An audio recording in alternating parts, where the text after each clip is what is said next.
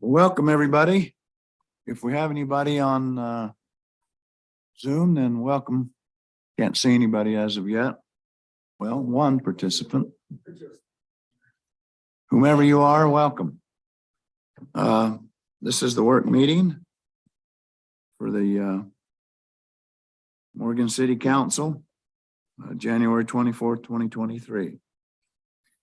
So the first item on will be Carbon-Free Power Project, CFPP, amended budget and plan of finance. And there's a grateful we have Ty here because I'm turning it over to you. Well, thanks, Mayor. Not 100% prepared, but just kind of an update and then just a preview of what's in the packet. There's quite a bit of material in the packet. And so if you've reviewed that and have questions, I can answer that, but probably just more discussion than anything. If we got into that, would be forever. Yeah. Yeah, no, lots been going on. There's a lot of positives, a lot of positive developments with the project. And then there's also some concerns, and I think it's, more our position. So just as a refresher, I kind of went back through our last notes. Because it doesn't matter what you think, it's always what the documents say. As far as like where we left it, I've been involved in the project so long, I thought I'd review that. But basically, when I first started as city manager and looked at the project, we were kind of all over the map on it, and I just recommended that we get out at that point and give me a chance to get my arms around where we're at, what all the options are. And I did that for first couple of years, and I thought, well, let's just do some hydro or let's do something else, and really didn't have any other options.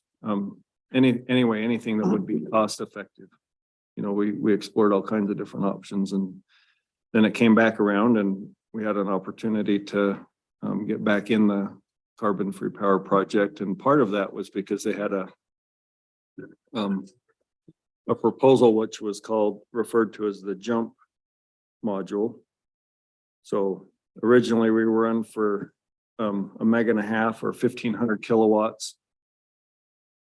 We got out, and then when we came back in, it was for about 1,300 kilowatts. So it was 1,000 of base, and then 300 and 300 plus kilowatts with the jump module, which basically at that time the proposal was that the Department of Energy would pay for all the capital costs to operate the first 2 reactors in the plant. And so that would reduce the cost plus our risk substantially.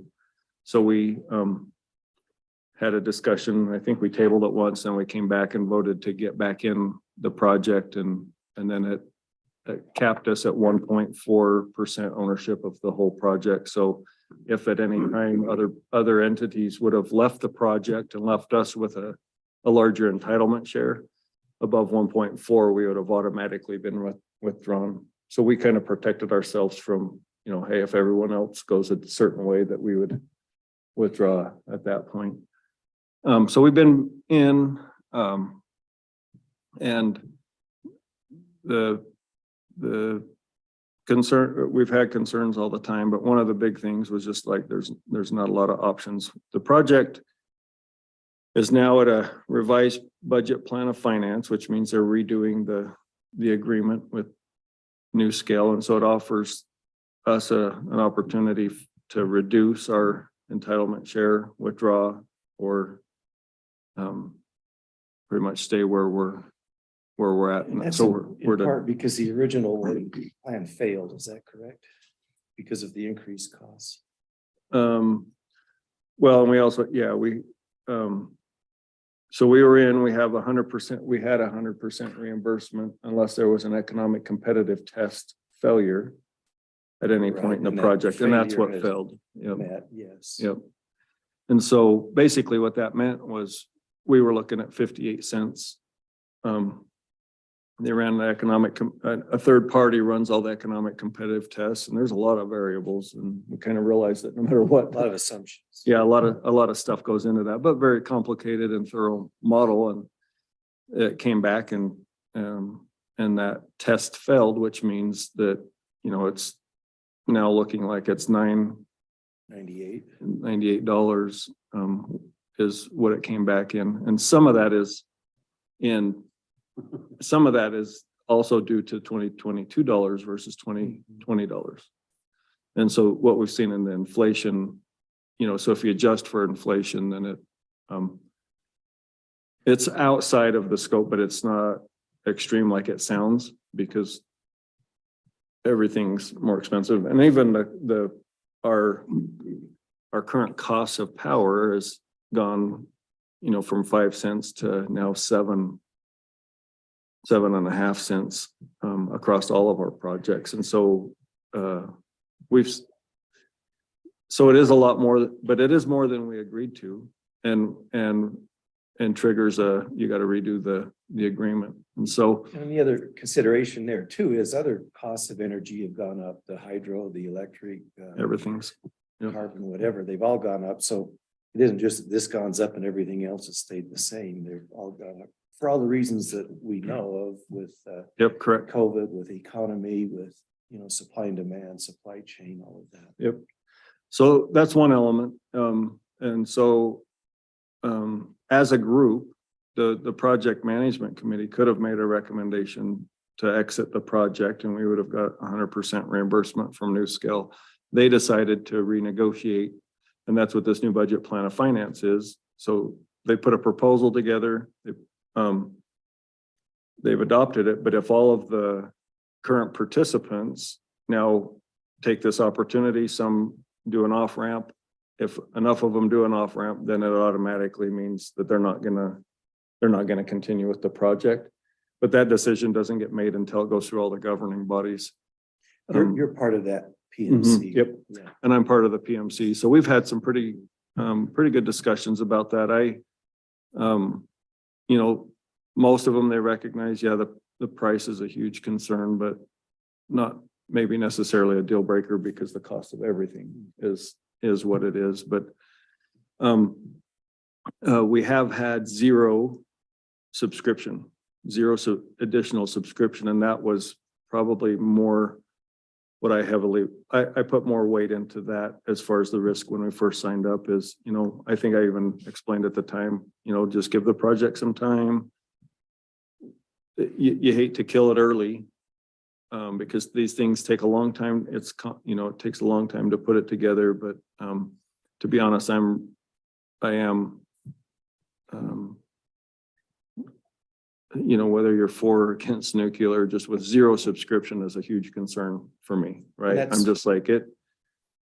Obviously, you can have all the interest you want, but unless somebody's willing to sign up and become part of the project, you really don't have momentum.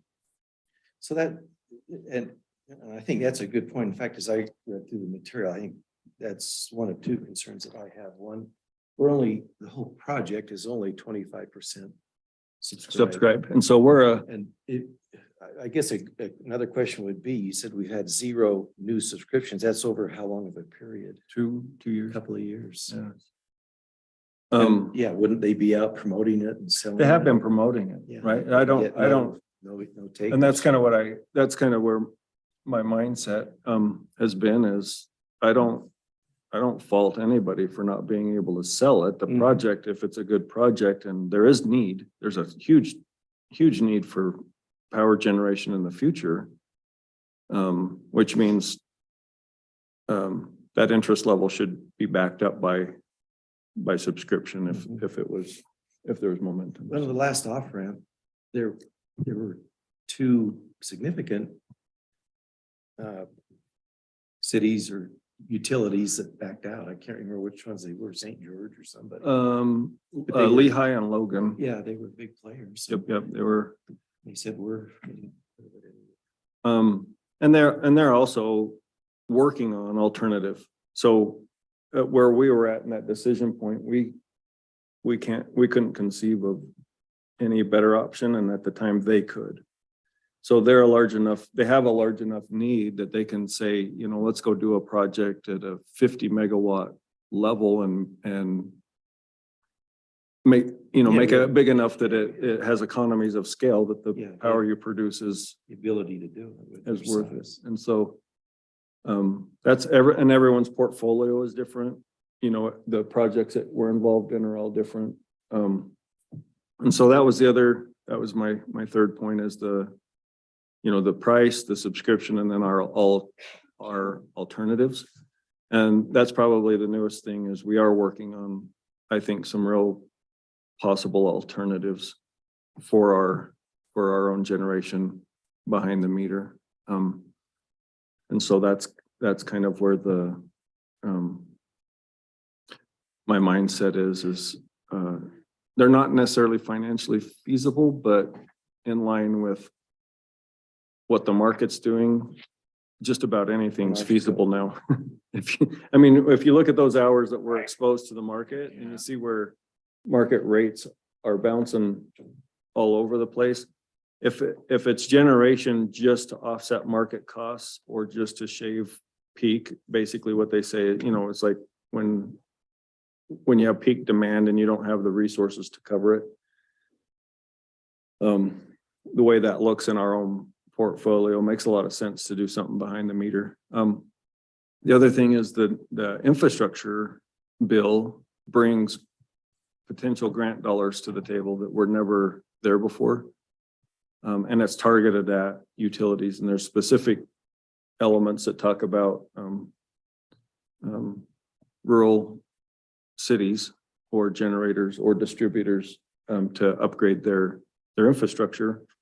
And we're gonna have to do that anyway. So we're gonna have to do some serious upgrades just to accommodate rapid vehicle chargers.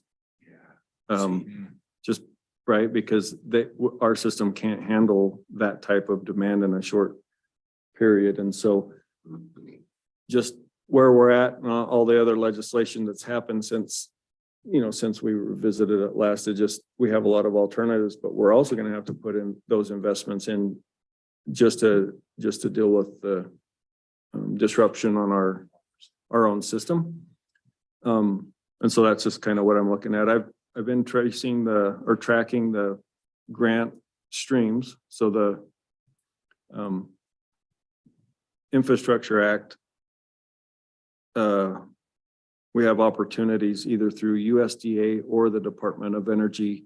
Both of those agencies are still trying to figure out how they're going to get money out in the form of grants to providers and generators and distributors. But it would be direct assistance from one of those federal agencies, and I think would stand a real good chance of getting some of those. And you're saying this costs. could be an alternative to the carbon free. Yeah, so that's the thing, is we're in for, 1.5 megawatt. We're a 5 megawatt, almost a 6 megawatt peaking system.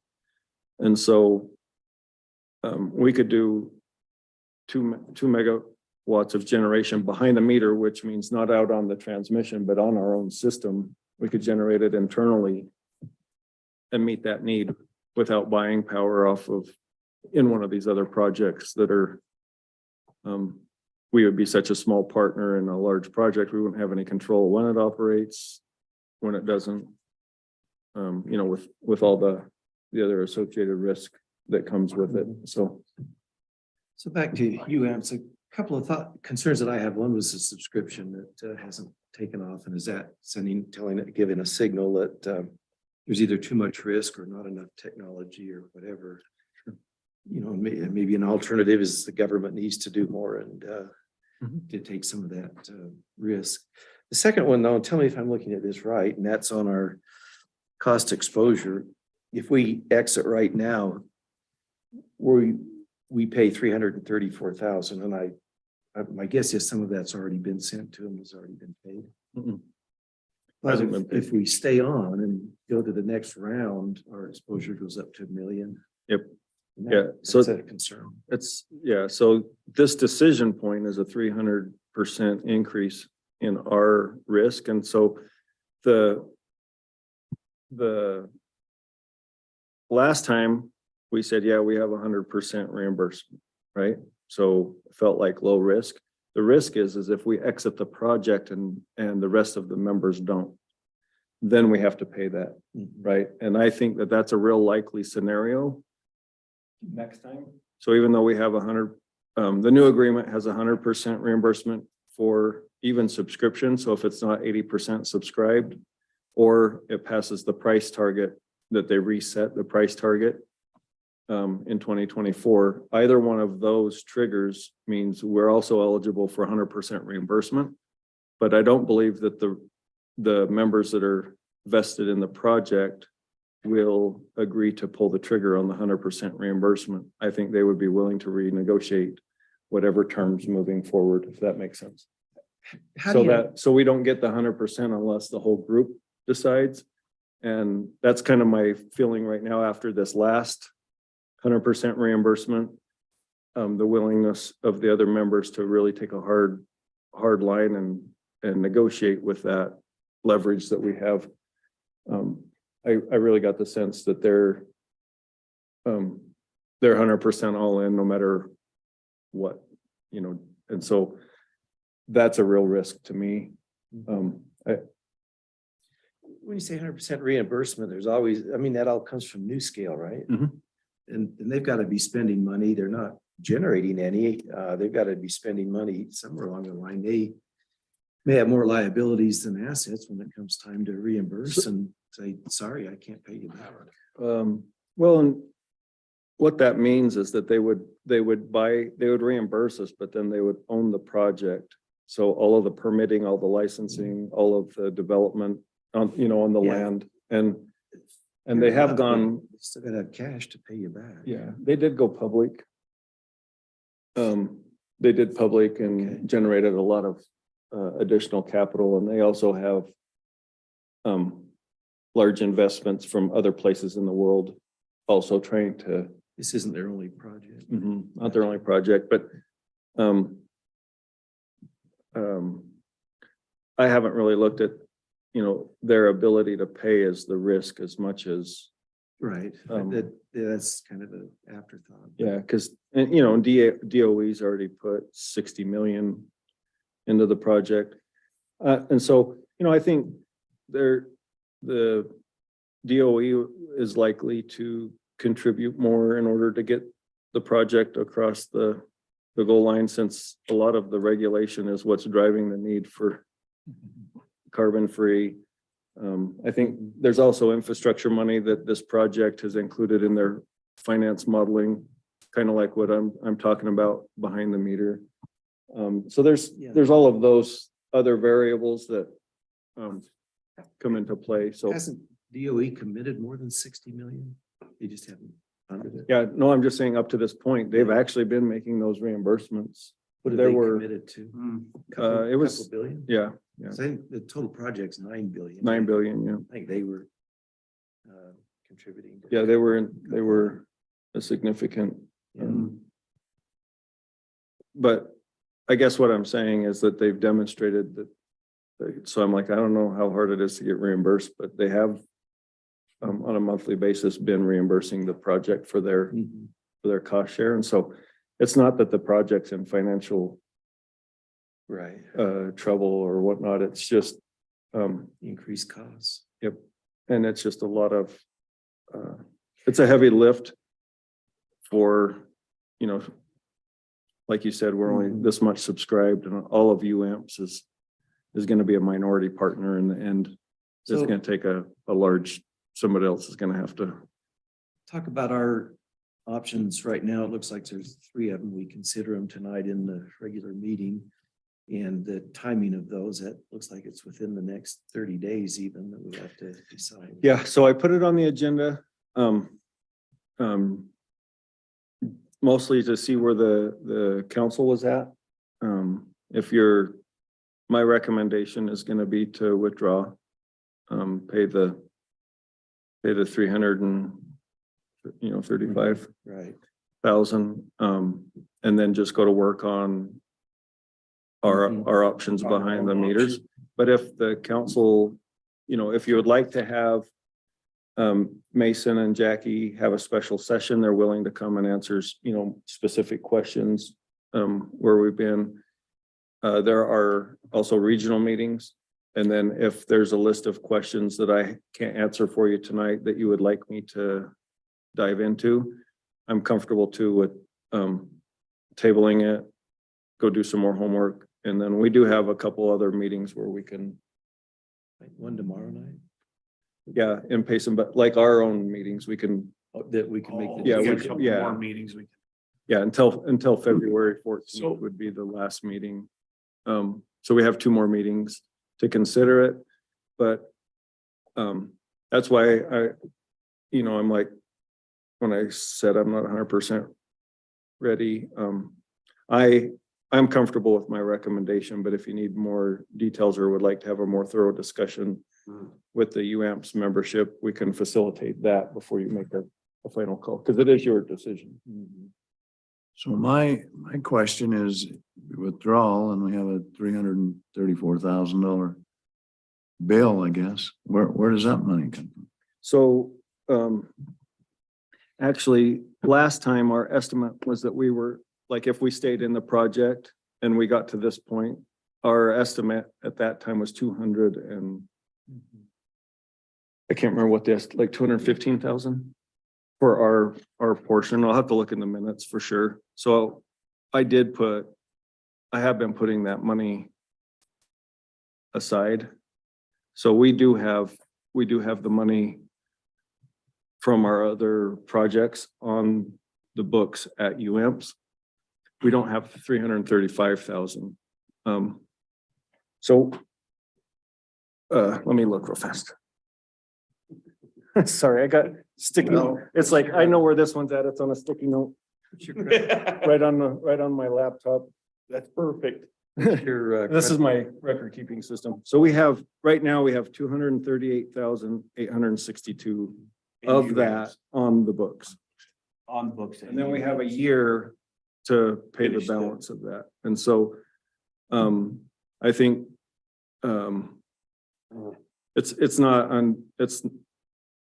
it's not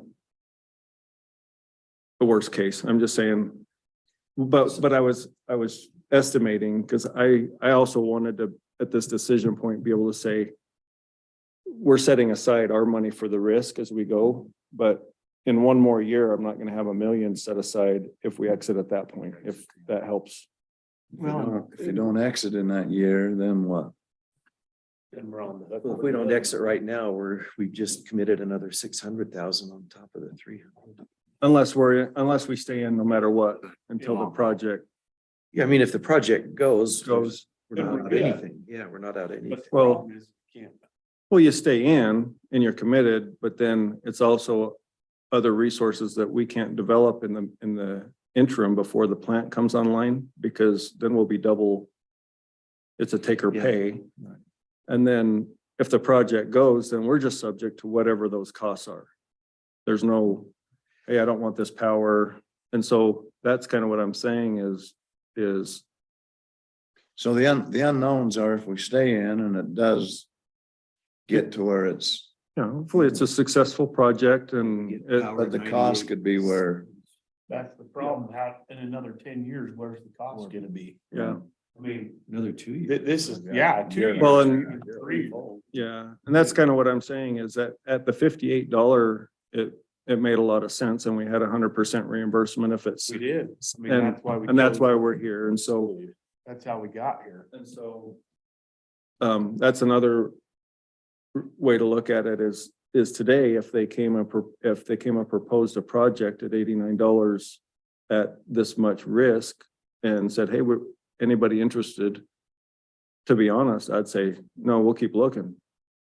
Right? If it's not gonna come online till 2030 and it's gonna cost, it has this much risk associated with it and and so it's is a lot of the risk that it's a coal burner, the the expense. nuclear, It's nuclear. it's nuclear. It's a nuclear, Turning to nuclear. no, it's a brand new nuclear plant. Will be a brand new. It's called a small nuclear reactor. It's Yeah, gonna be. instead of placed one up in large Idaho. nuclear plant, like a 900 megawatt nuclear plant. What it is it's smaller, it's a combination, they call it like a 6-pack of smaller reactors.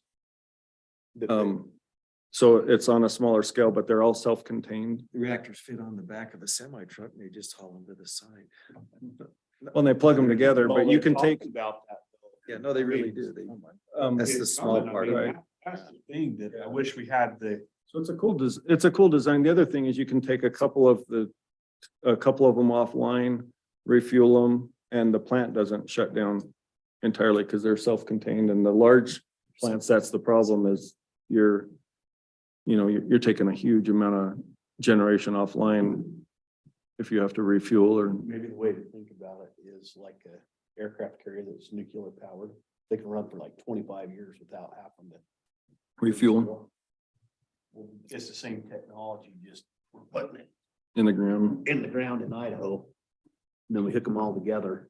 Yeah, so it's still I think it's still a good concept, great, good project. And I'm just saying that for us at this point, and because we are so small, I really feel Small to gamble. well, if we didn't have any alternatives and we got to buy power from somewhere, then that's kind of where we were at. And these smaller options are really expensive. If you take I mean, it's the equivalent of saying, I'm gonna run my gas generator at my house to run my house instead of just plug into the grid. grid. The Yeah, return on that, it's like the amount of power it produces versus the fuel that it consumes. It's just not economical. And so it's that same concept on a 1.5 megawatt generator, a 2 megawatt generator, 2.5 megawatt generator. It fills the need, but pricing, the economies of scale are way down. But if our rate is to offset the cost of building a small plant like that, if we can get most of the capital costs or half the capital costs on a grant scenario, then it really is just the cost of natural gas at the time or the cost of batteries and a solar farm. And those are the type of options I'm talking about, is like our own little solar farm, batteries, so that we can discharge batteries on our peak hours. And just balance our load. Yeah. And then accommodate EV charging stations and. So you're feeling tired. There's some alternatives now that we didn't have 2 years Yep, ago. yep. What were didn't we have some decision points 2 years ago or 3 years ago on where we needed either stay in or we could opt out or an off ramp or? This is it. This is our off What were we talking about 3 years ago? Because I remember, Smaller than us and. Well, I got a question about that, Ty. I mean, there's pretty good list here of other municipalities that are in on this deal. Mhm. Pretty much, I'm getting the sense from you that they're all, that the gut sense is they're probably all gonna take the off ramp. Do you know that? I don't think they are. You think most of them will? Most of them are gonna stay in Vast majority are gonna stay in. Wow. of that list. That's why it's gonna cost us, is because before, I thought Everybody went. if the economic competitive test failed, everyone would take a hard look at it and say, okay, let's shelf it. Let's wait. That makes it. but it failed and everybody's saying, so what? We're Well, still. they'll just, well, everything's more expensive. We still need it. Let's renegotiate, which I agree with, right? But what I'm saying is, it's, if you don't have Wish I any could put the, crystal ball on. yeah, where's the crystal ball? Here, go get it. I'll go grab a checkbook. Yeah. Well, grab the So- crystal ball while you're out there. Anybody need a drink? I got one. I think I'm good. Is there a water out there, Steve? I'll go grab one. Yeah, I'd take a water, I guess. Thank you. I need one. I got mine. So anyway, yeah, it was. Oh, yeah, at the time it was 55 megawatts, and then, This is not, these are nice that, you just sometimes wonder why you're even sitting here. I'm saying this is not a fun decision. This is one that 20 years down the road, they're gonna, what a bunch of fools. Or genius. We're either gonna look really smart or like, here in a minute. Yeah. Was it? Who made that decision? Yeah. But can't convince Slayton to join on. Well, I can remember when we voted to get back in. I Yeah. mean, it seemed smart at the It time. seemed at We the were time all like- like. we Well, were and I all hate- in. Let's Yeah. write this. And I hate to In go, part because we had opportunities to get out. Now here they are. Yeah, And here we here's are, a chance sitting to at the get out. opportunity to get out. yeah, so that's really yep, Yeah. and I felt like the amount of risk last time versus our options, it was smart to stay in. But also knowing subscription and price, we're gonna have to be there. So the group has decided to renegotiate the price and include 80% subscription. You know, as one of the next off ramps, right? They, But when we get there, if at that point, we do have one of our alternatives come online and we say, never mind, we're done. Yeah. Now we're in for $1 million. we don't have alternatives. And to be honest, I thought we were covered, based on cost estimates. You know what I'm saying? Like I was really hoping that on the off ramp, we say, okay, well, if we're in this situation, we owe it, but we have it. Let's move on. But the estimate was low also because of all the other. That brings up a good point. In that discussion 2 years ago, the concept was made or discussed or felt that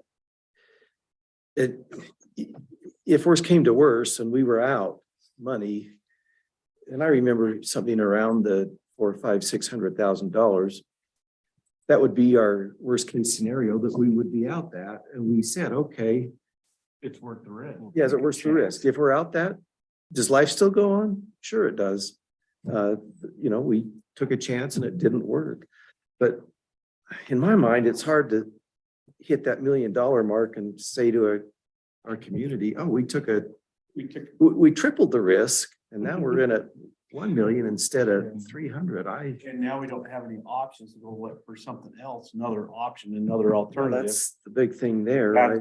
That's what the point is Ty's making is. There's 600,000 that can go towards alternatives, if you will. Yeah, that we would be spending.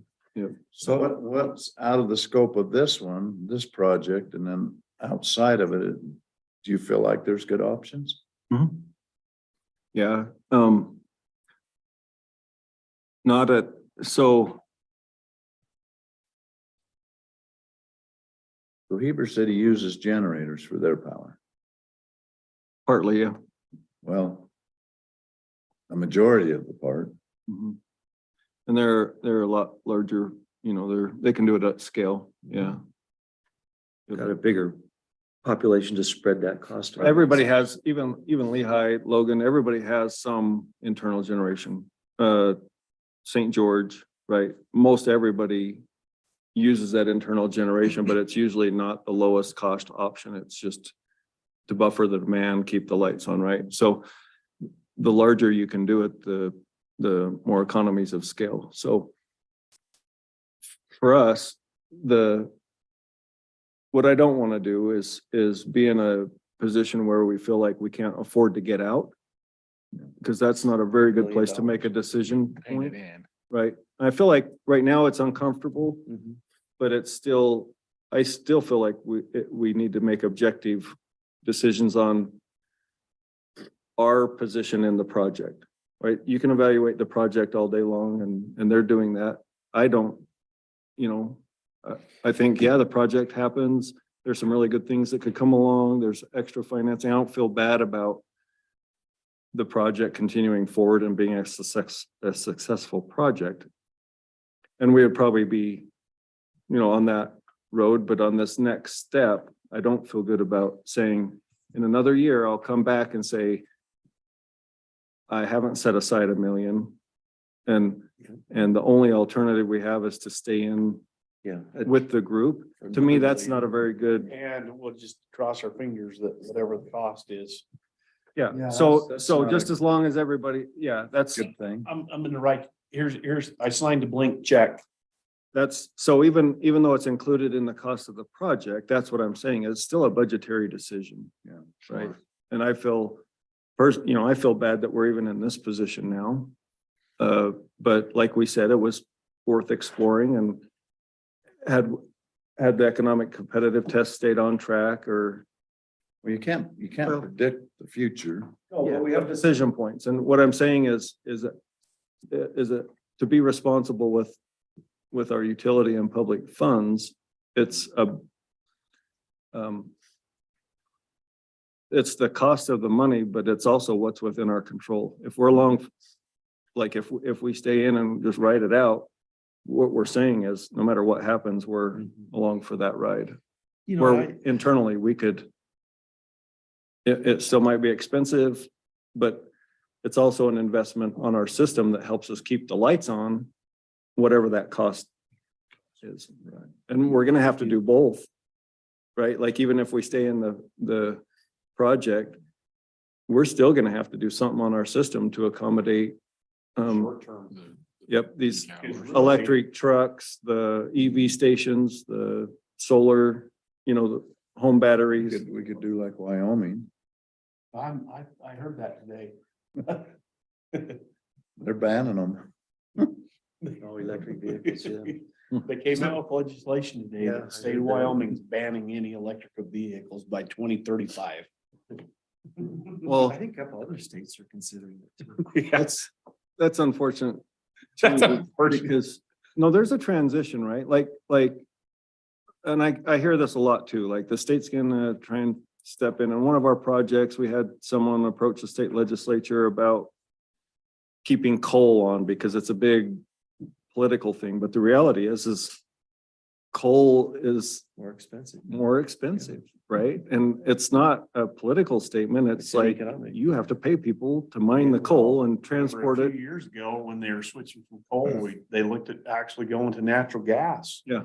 At Combine- IPP, and remember, the cost was just outrageous to switch it over. Yeah, but they're there now. The costs are there now. So, And I can't see it ever coming down. Back. It's always oh yeah, heading to the peak. yep. Yeah, the economies of scale are. Well, just you made over there. the statement that you said you feel bad. I go back to the 2 years or 3 years that we were making decisions to do what we did. And I'm still convinced we made the best decisions based on the information we had. I don't know that we need to feel too bad about that. I mean, yeah, I'd rather not spend money than spend it if we don't have anything to give for it, but nonetheless, considering the risk, considering all of the other factors, the alternatives, our scope of power and what we're doing, it was the right decision to make at the time. So I don't think we need to feel bad. We have a year to pay the 100. Mhm. Well, and I don't feel bad about the decision. I just feel a lot better if I would have said, here's our decision point. Whatever we want to do, no big deal. We have the money to cover it. Mhm. Do you see what I'm saying? The objective decision-making process to be influenced by, oh, that's, But that's not anything in life, even in personal Yeah. life. yeah. But it's, but I do have a hard time saying, let's ride this out and get these other alternatives lined up before we make a decision. Do any of those alternatives and then say, hey, how do we pay this million back in just another? Like Eric said, even if we write it out and we're in there when it's all coming around, it might be too expensive for us to even. Yeah, awesome. Here we are with a So I, open checkbook going, oh my gosh, we gotta sign this over because we stuck in the deal. I feel good with your approach. It's a hard and, way I to think you would treat feel that, investors.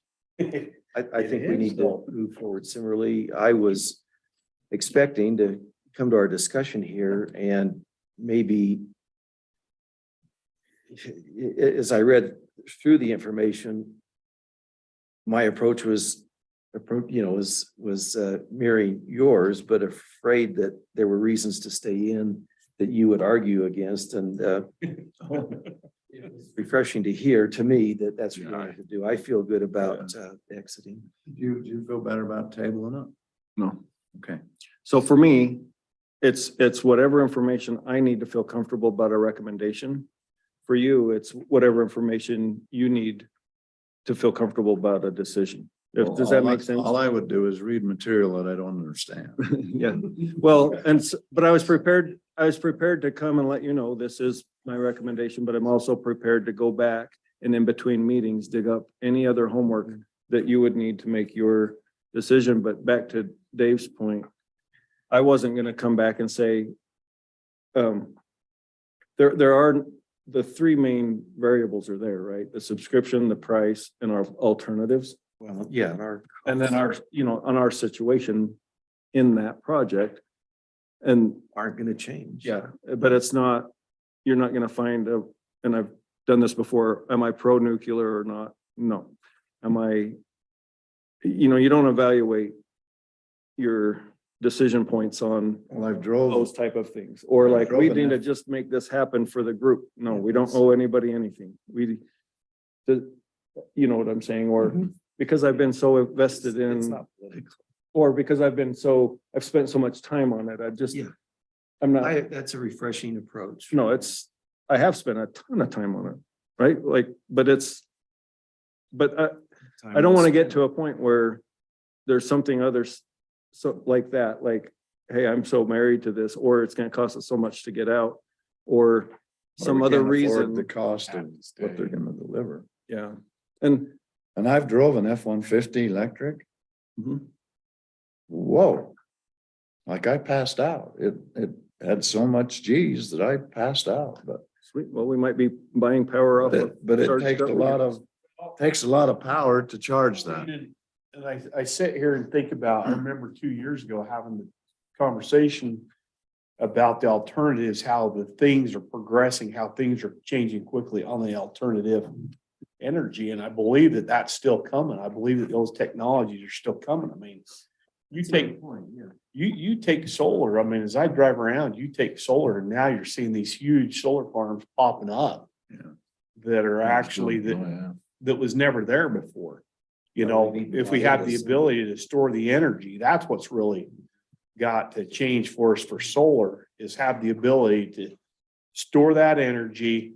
Like Ty said, during a peak time in July, when we're all running our air conditioners, we can hit that battery and get us some more available energy. The whole thing in the back of my mind that I kind of think about is, we just, and that would shave off our peak demand. We can find alternatives to do that, but it used to be in our portfolio. I mean, a good percentage of it was our coal-fired power plants at our base load, and so, I mean, I sit here and as we're having this discussion, think, okay, what are we going to replace our base load with? I mean, that's where, in my mind, 2 years ago, this nuclear was such a great option of replacing our base load, and so I guess, yes, I agree that it's right to exit now, but what do we do to replace that base load? That's what's scaring me a little bit. So the answer's microgrid. So microgrid technology is gonna be the new base load in my mind. So what it does is it takes a combination of whatever you have for generation, right? So solar, battery, natural gas generation. Hydro or whatever it is. Yep.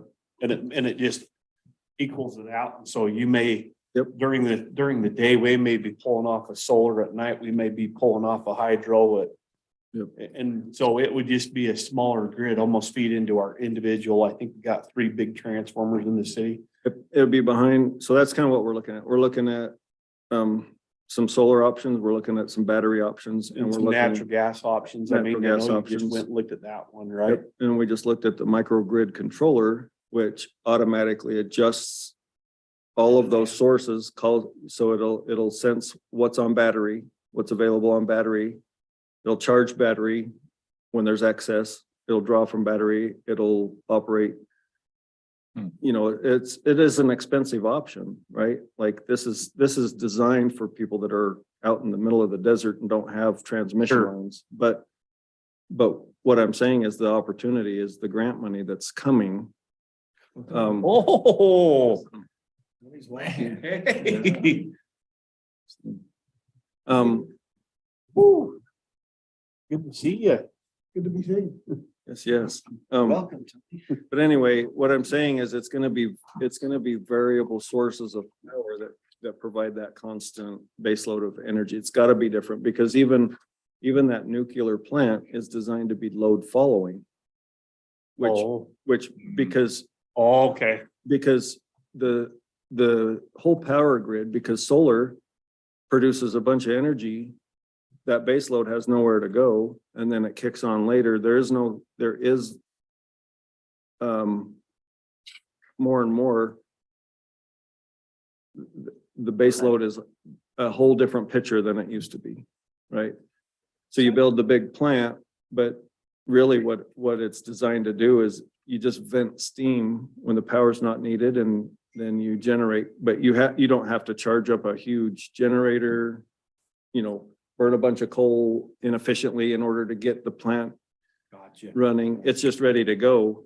And then it's just a matter of, And the reaction's going. even though we may exit now, if small nuclear reactors take hold 20 years from now, and they're providing base loads or they're leading base loads, we'll be part of it.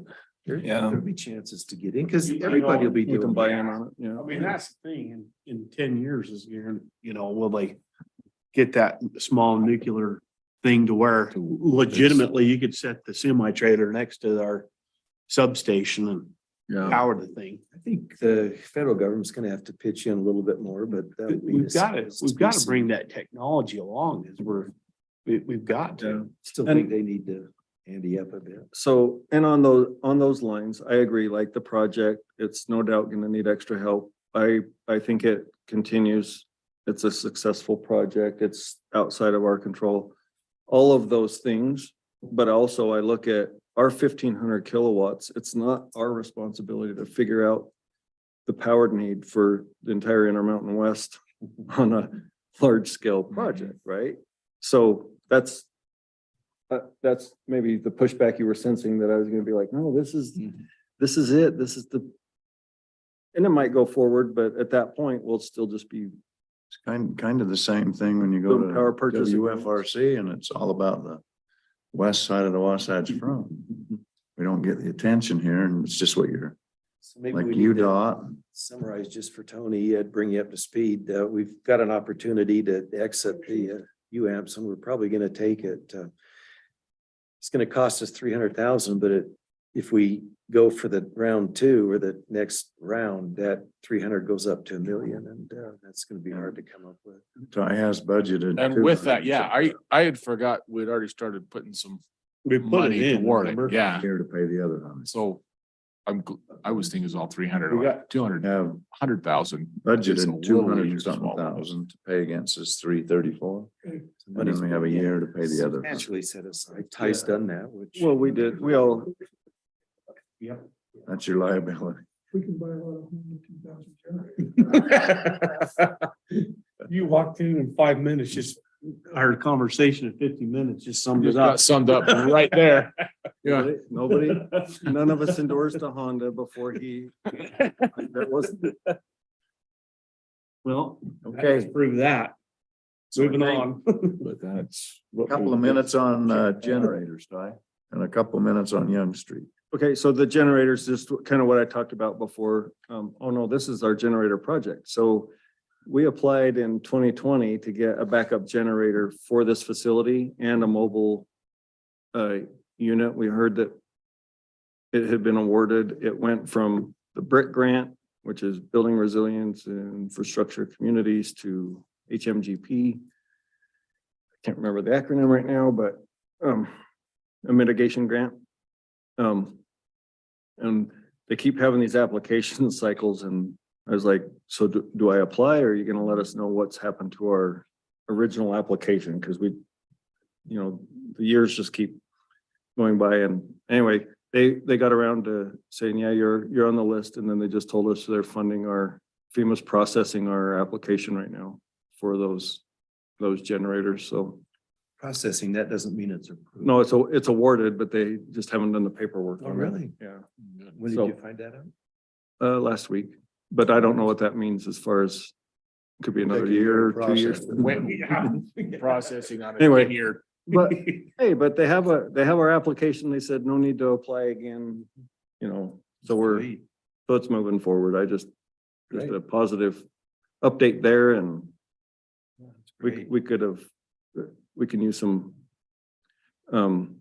backup generation for sure on this facility, where this is where all of our internet connections for the whole Mhm. city Could that happen. affect wells and sewer also? The mobile one would have to be deployed, but if we get, Potential's there. yeah, but if we get like a lift station or something that is out of power for too long and needs some power, yes, it would run the mobile one out to it. What about pumping for the wells? They're usually, we usually have a pretty good time frame on when we pump wells. We have a couple days of storage in our tanks. Yeah. The one for this building will, yeah. Building. The problem would be the lift station, and I've seen this happen before, is they've got redundant backup generators on them. They need to. But I know a municipality where their backup generators were never run or never tested, so they lost power for 36 hours, and guess what happened? I know what happened. Yeah. Yeah, so that's how come It doesn't always go downhill. Yeah, no, it doesn't, not in that case. So that's why, in my mind, I know that out in Vernal, the one municipality we work with, they have a portable generator just for that specific reason, that they can deploy to get specifically to the lift stations, so that. Anyway, so good job, Ty. Thank you. And Young Street, I said bridge, but it's the road project, correct? Well, it's bridge and road. Oh yeah, the road project. So, we're putting a project out to bid to redo the road between the elementary school and the Young Street Bridge. So that's pretty much what that is. Don't have exact pricing. We think it'll be right around $1 million. Will an engineer give you an estimate? Do we get- Yeah, he has an engineer's Is that estimate. gonna That's why he be, thinks it's right around $1 million, but it totally depends on pricing, but Is that gonna extend the sidewalks and? it'll extend the sidewalk on the ball field side of the road, so north or east side, depending on. Northeast. And then the other one will just redo the sidewalk from the school and the homes, and then that undeveloped piece of property won't have sidewalk on it because when that develops, they'll have to give more right of way. Okay. And then we don't have the right of way to do that, the easement. Okay, that makes sense to me though, to do it on that side, because you got the Nicholson Mile there. I'm just thinking, And once we that's- get that bridge over. Yep, and that's We put actually the on it. side of the bridge with the 10-foot sidewalk. Okay, It's on the, is on that side. Say that's why it kind of, okay, asked good. him. Because that's gonna make a really nice up and over the bridge, and we can extend that. And we've already talked about that. Yeah, and we met with the school district and looked at where they need approaches, giving them a future parking lot, for the ball fields if they decided to do that. They're not going to as far as this project, but really good cooperation on the design and get that road. At least the entrances They've gotta will be a there solid- Yeah. and on the football field so we can get the ambulance through. Yep. Yeah. So we'll have to take down one of their fences and put a new fence up, but give them a gate where they need it, and that sort of thing. So Crazy. anyway, Well, Gary, your training's easy. They don't want to have something to get up back in the soccer field parking and stuff. what's that? Well, on the fields, Okay. we're gonna build into the road. Oh, Right now, it's all undefined, right?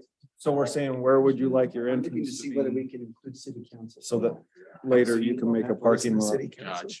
Okay, we misunderstood then. But they weren't gonna put one. I'm like, man, they gotta have something. City council? Yeah, Yeah, I know. I don't know how to use them anyway. Yeah, I don't either. Yeah. That, it wouldn't be a concern. In fact, the governor the other day goes, how many of you think that youth should not be able to use these social media platforms. Whoa. And I mean, we don't even know what they are. Yeah. What are they? What about suing social media? Is that gonna be just an expense? They're gonna sue those platforms. I think it's a message, they're sending a message. Yeah. They're gonna be I expensive. think it's kind of a late message, but Yeah, yeah. I think you're right. I think the bull is already out of the, yeah. put it back in. Any, So land use bills, yeah, anything there's affecting? a couple of land use Okay. bills. One is that they're going to revamp the accessory dwelling unit. Okay. That one, and then also the temporary, the Airbnb there was a prohibition a little while ago against cities using the ads that they put on Airbnb to track down To regulate- Airbnb and to monitor regulate. them. And they're looking at maybe putting that back into play just simply because it'll be a trade-off for certain concessions in the ADU bill. ADUs, they want to take away they want to reverse some things that they did last year. Good. They want to reverse no, they're not good. Oh. They want to reverse the idea that you have the right, the city has a right to require an additional parking space. So they want to take out the additional, yeah. And they want to reverse the idea that they've got that 25% of the city you can set aside as not having ADUs in it. They want to reverse that. And then they want to allow ADUs in garages or over garages. And they want to take away the architectural design standards for ADUs. So essentially what it would do, if that passes, and they were negotiating it when I left this evening, so. But if that were to pass, everybody in your neighborhood would essentially be a duplex. Could potentially be a duplex. If you lived in it. So- you have to buy it. So What- that's. do we object to all of that? Dwelling unit. Put So your we're, camper in there and our meeting tonight was in opposition to that, Okay. to try and figure out a better way of doing. Planning commission block kind of talking about AEDs right now. Yeah, and I'm gonna hold off. It may Right, we still need The to other one- adopt our ordinance. The other one real quick, in the last 2 seconds, is a bill that would mandate a state standard for street widths. And the development committee want maximum 25-foot street width. If you want greater than a 25-foot, and this is asphalt, it's not the cross section, okay? It's the asphalt, 25 feet of asphalt. Because they say that you can use the curbs to park in and, it makes it a little wider. But 25 feet wide would be the state standard. If you want more than that, the city would have to pay to increase the width of that street or the particular developer that was coming in. So that's kind of where we're at. We're arguing for a 32-foot wide. Because quite frankly, if you add 10 and 10 for the 2 lanes, and you're adding 6 and 6 for the 2 parked cars that you'll always have on the sides of the road. It takes you up to about What's the current standard? the current, there is no, every city It's by sets its own standard. municipality as it should be. What is ours? As it should. Yeah. Ours is, I don't know what ours is. I really don't. They're making everything It's not that generic. 60-foot. Our whole right of way is 60. The right away, that's from And- back of sidewalk to back of sidewalk. And actually, in the next meeting, we're proposing a narrower pavement cross-section on our we're proposing just an option, so we'll have a couple of options, but one of them is less pavement, because we also have to maintain that. And in certain areas where there's not potential for tons of traffic, that makes sense. But to adopt that state standard and then apply it to your main, Well, wouldn't be your main streets. It would be your collectors and your internal subdivision streets. but some of those are future is what I'm saying, right? So Yeah. you're building subdivisions Yes. that right now it's defined as something, and then the minute it connects, it becomes something totally different. They're saying you won't be able to plan for that. That's Right. it's just not good. Tell you a few others at the end. Yeah. Part the buildings, Okay, adjourn. people living in the garages.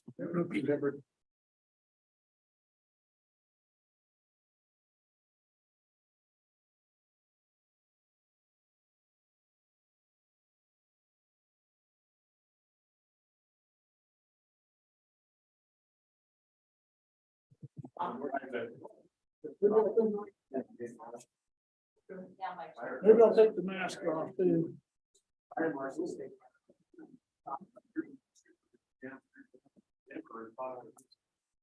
was like, I'm gonna scratch both eyes. I got no glasses.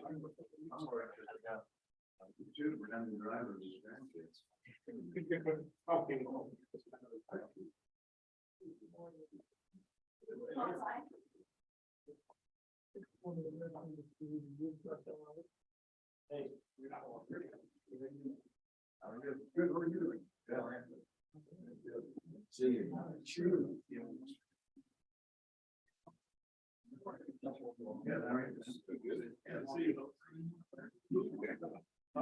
I just hope that Mason doesn't come back. Now that I have salt. He does, he does.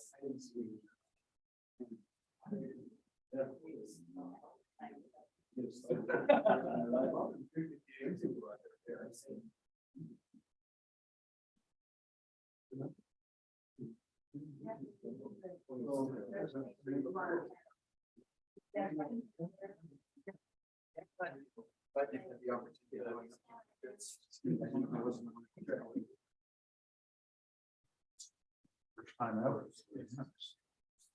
Wow. The whole thing.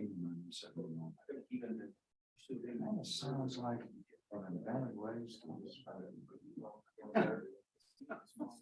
You think? That's exactly what they've done a lot of them. Yes. Now we're just pushing this forward. Because a lot of them, I've never seen, unless you've seen history, it's not crazy where the bills and personal. Emotionally. And that's not all bad, at least not much was good. I remember a time when people used to do things. Right. And not Really? Wow, you're old. Now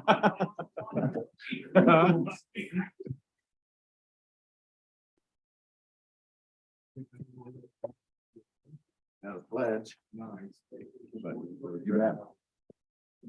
They're too spiritual. What's that? They're too spiritual. Yeah.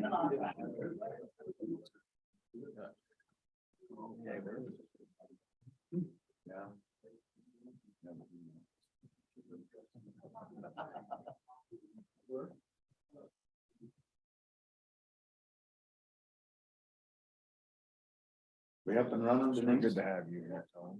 It's good to be here, Jeffrey. Yeah.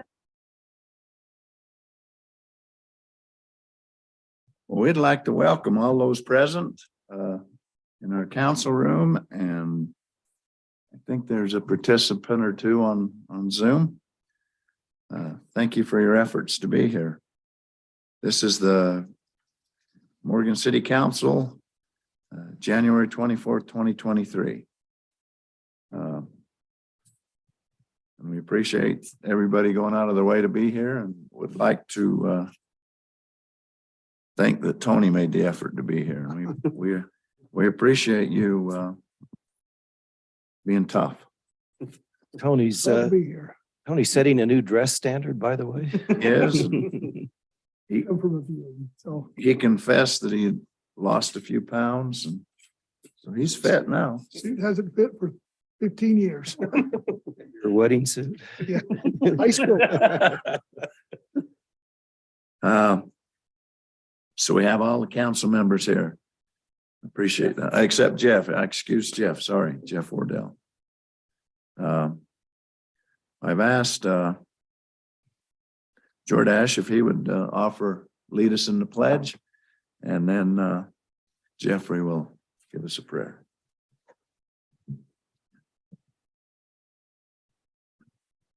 Allegiance to the flag of the United States of America and to the republic for which it stands, one nation, under God, indivisible, with liberty and justice for all.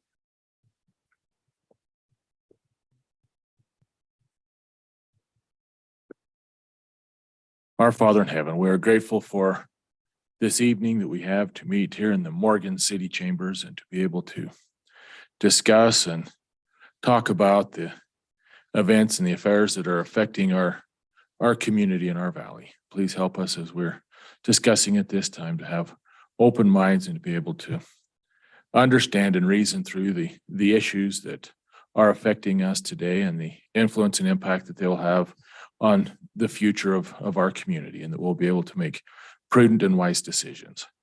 We ask as we're working in our city and our county leaders will be able to do the same. And at this time, as our state leaders are meeting, that they will be able to follow thy guidance to do those things that will benefit our state today and into the future, and our national leaders as well. We're so grateful to live in this country of ours that thou has blessed and protected for us, and help us to do our part to share our thoughts and our opinions to be able to make it a better place.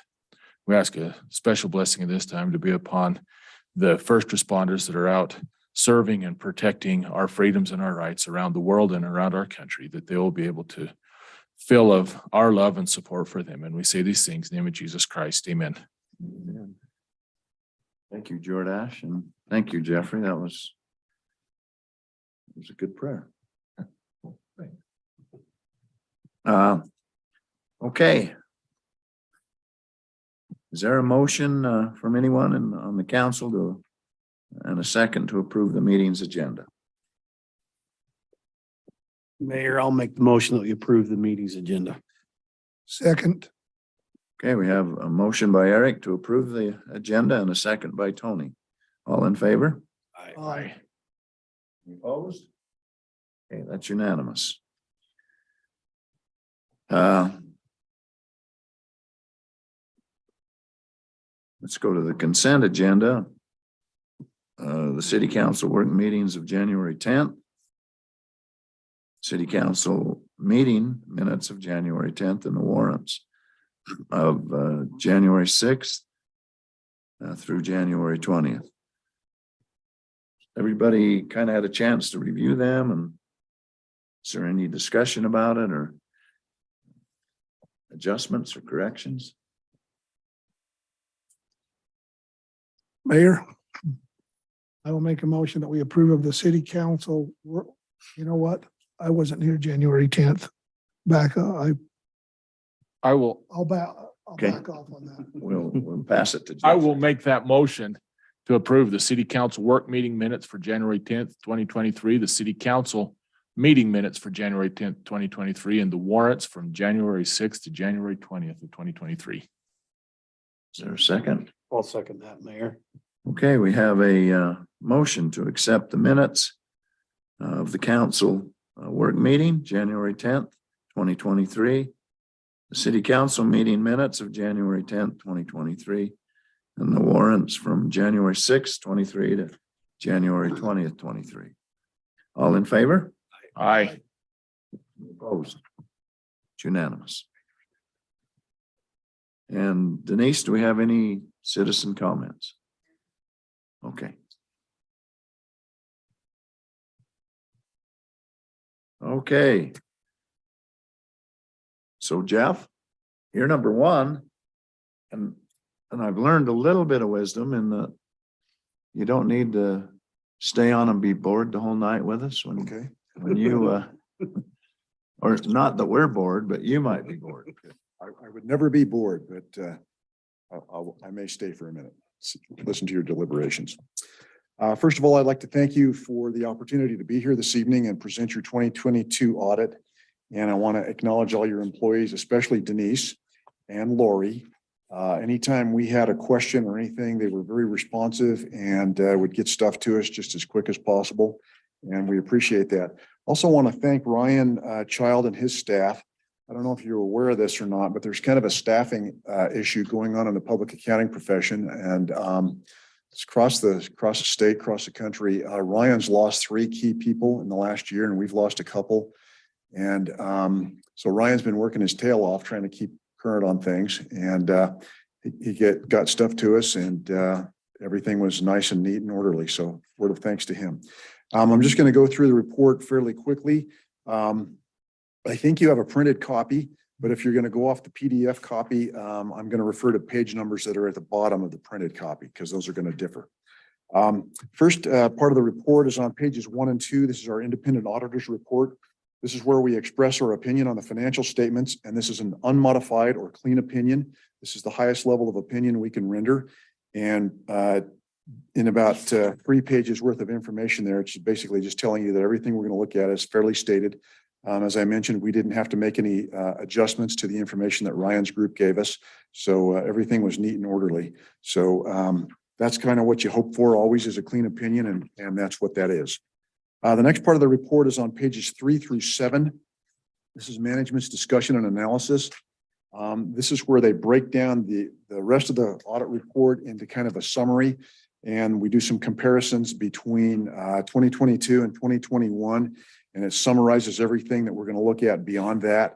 So if you don't want to delve into the details of the rest of the report, at least look through this part, familiarize yourself with the highlights and the changes that occurred there on pages 3 through 7.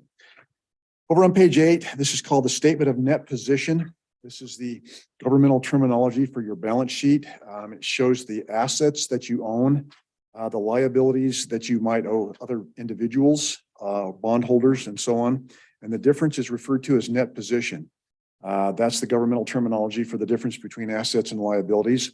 Those of you that are in business might be familiar with terms like retained earnings, owner's equity, fund balance, those types of things. Net position is the same thing.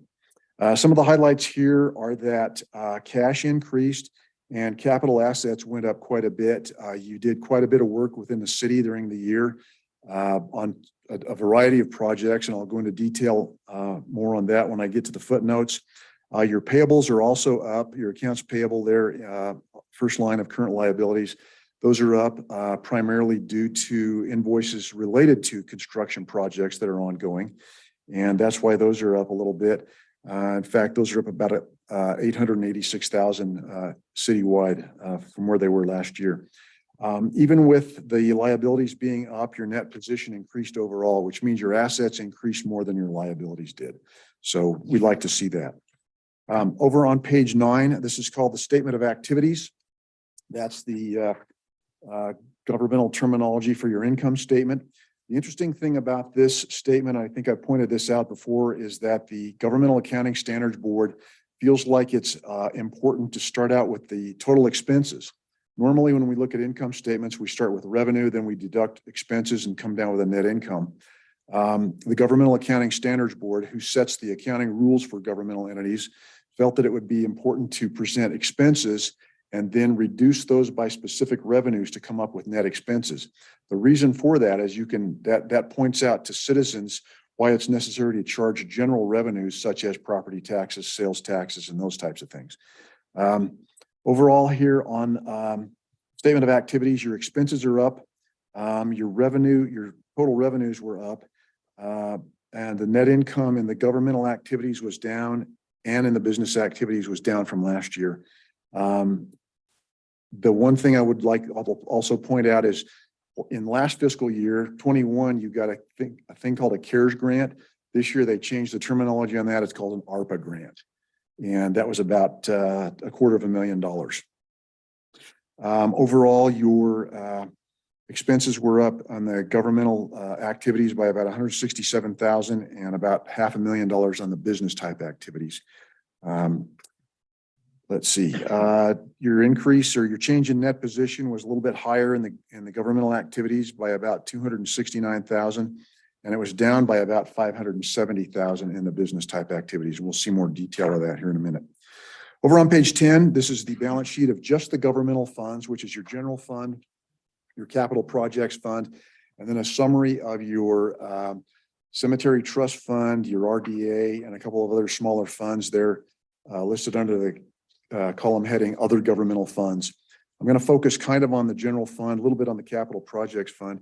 Cash was up in the general fund about $470,000, and it was down about $280,000 in the capital project fund. And again, that's due to some of the big projects that took place during the year. As I mentioned, your accounts payable were up in both the general fund and the capital projects fund. And again, that's related to some outstanding invoices at the end of the year for some of those construction projects. One thing I should point out in the general fund is your unassigned fund balance of about $373,000. That is within the statutory limitations set forth by the state of Utah. It could actually be as high as $950,000. So you're kind of at the lower third of that of that number. And those are the highlights on that page. Page 11 is just a reconciliation that reconciles the statement we just looked at to the governmental activities balance sheet on page 8. Over on page 12, this is your statement of revenues, expenditures, changes in fund balance for the governmental funds. And again, I'll focus mostly on the general fund because that's where most of the activity took place. Total revenues were up about 227,000 from the prior year. Taxes were up 268,000. Intergovernmental was up 74, and licenses and permits were down. Charges for fees were down a little bit for a net increase of 227. Your expenditures were up about $1 million. And again, the bottom section there, capital outlay, that's up about 864,000 from the prior year. And that's because you did a whole bunch of work within the city, including this building that we're in. Let's see, your change in net fund balance was about $74,000. That's about $206,000 less than it was last year, but still positive. And on the capital projects fund, you received that ARPA grant. That's what that intergovernmental figure is. And you had $856,000 in capital outlay that was charged to that fund. So that fund showed a loss for this year, but it still has a healthy fund balance. So we don't worry about that too much. Page 13 is a reconciliation of the statement we just looked at to the capital activities on page 9. And that's all that statement is. The next set of statements pertains to your enterprise funds. And those are things like your water, sewer, electric, and sanitation funds, along with your motor pool. In the case of your enterprise funds, cash increased in each one of those funds other than electric. It was down in electric because there was quite a bit of work done in the electric funds. Let's see, net position was up in most cases in most of those funds other than the electric fund. So those funds are operating. I guess I should point out they're also operating within the budget that you created too. So they all have healthy net positions. So not too big of a worry that a couple of those funds are down because you had budgeted for those activities. On page 16 and 17, this is the operating statement or the income statement for those enterprise funds. Revenues were up in all cases other than the electric fund. It was down slightly. Expenses were up in virtually every one of those funds, with the exception of electric. It was down just a little bit as well. And your change in net position was down in each one of those funds, and not by a significant amount though. And again, your net positions are fairly healthy in those funds. Pages 18 and 19 are cash flow statements. They're kind of a hybrid of the balance sheet and the operating statement, and they show how cash flows in and where it flows out. Most of the funds had net cash provided by operating activities, with the exception of the electric fund. And again, that's due to some construction activity. And cash was up in all funds other than the electric fund, but still about a $1.3 million balance in the electric fund. So not to worry right there. Next section of the report is called the notes to the financial statements. That's on pages 20 through 45. This section just provides some additional detail and some more detailed explanation to the numbers we just looked at.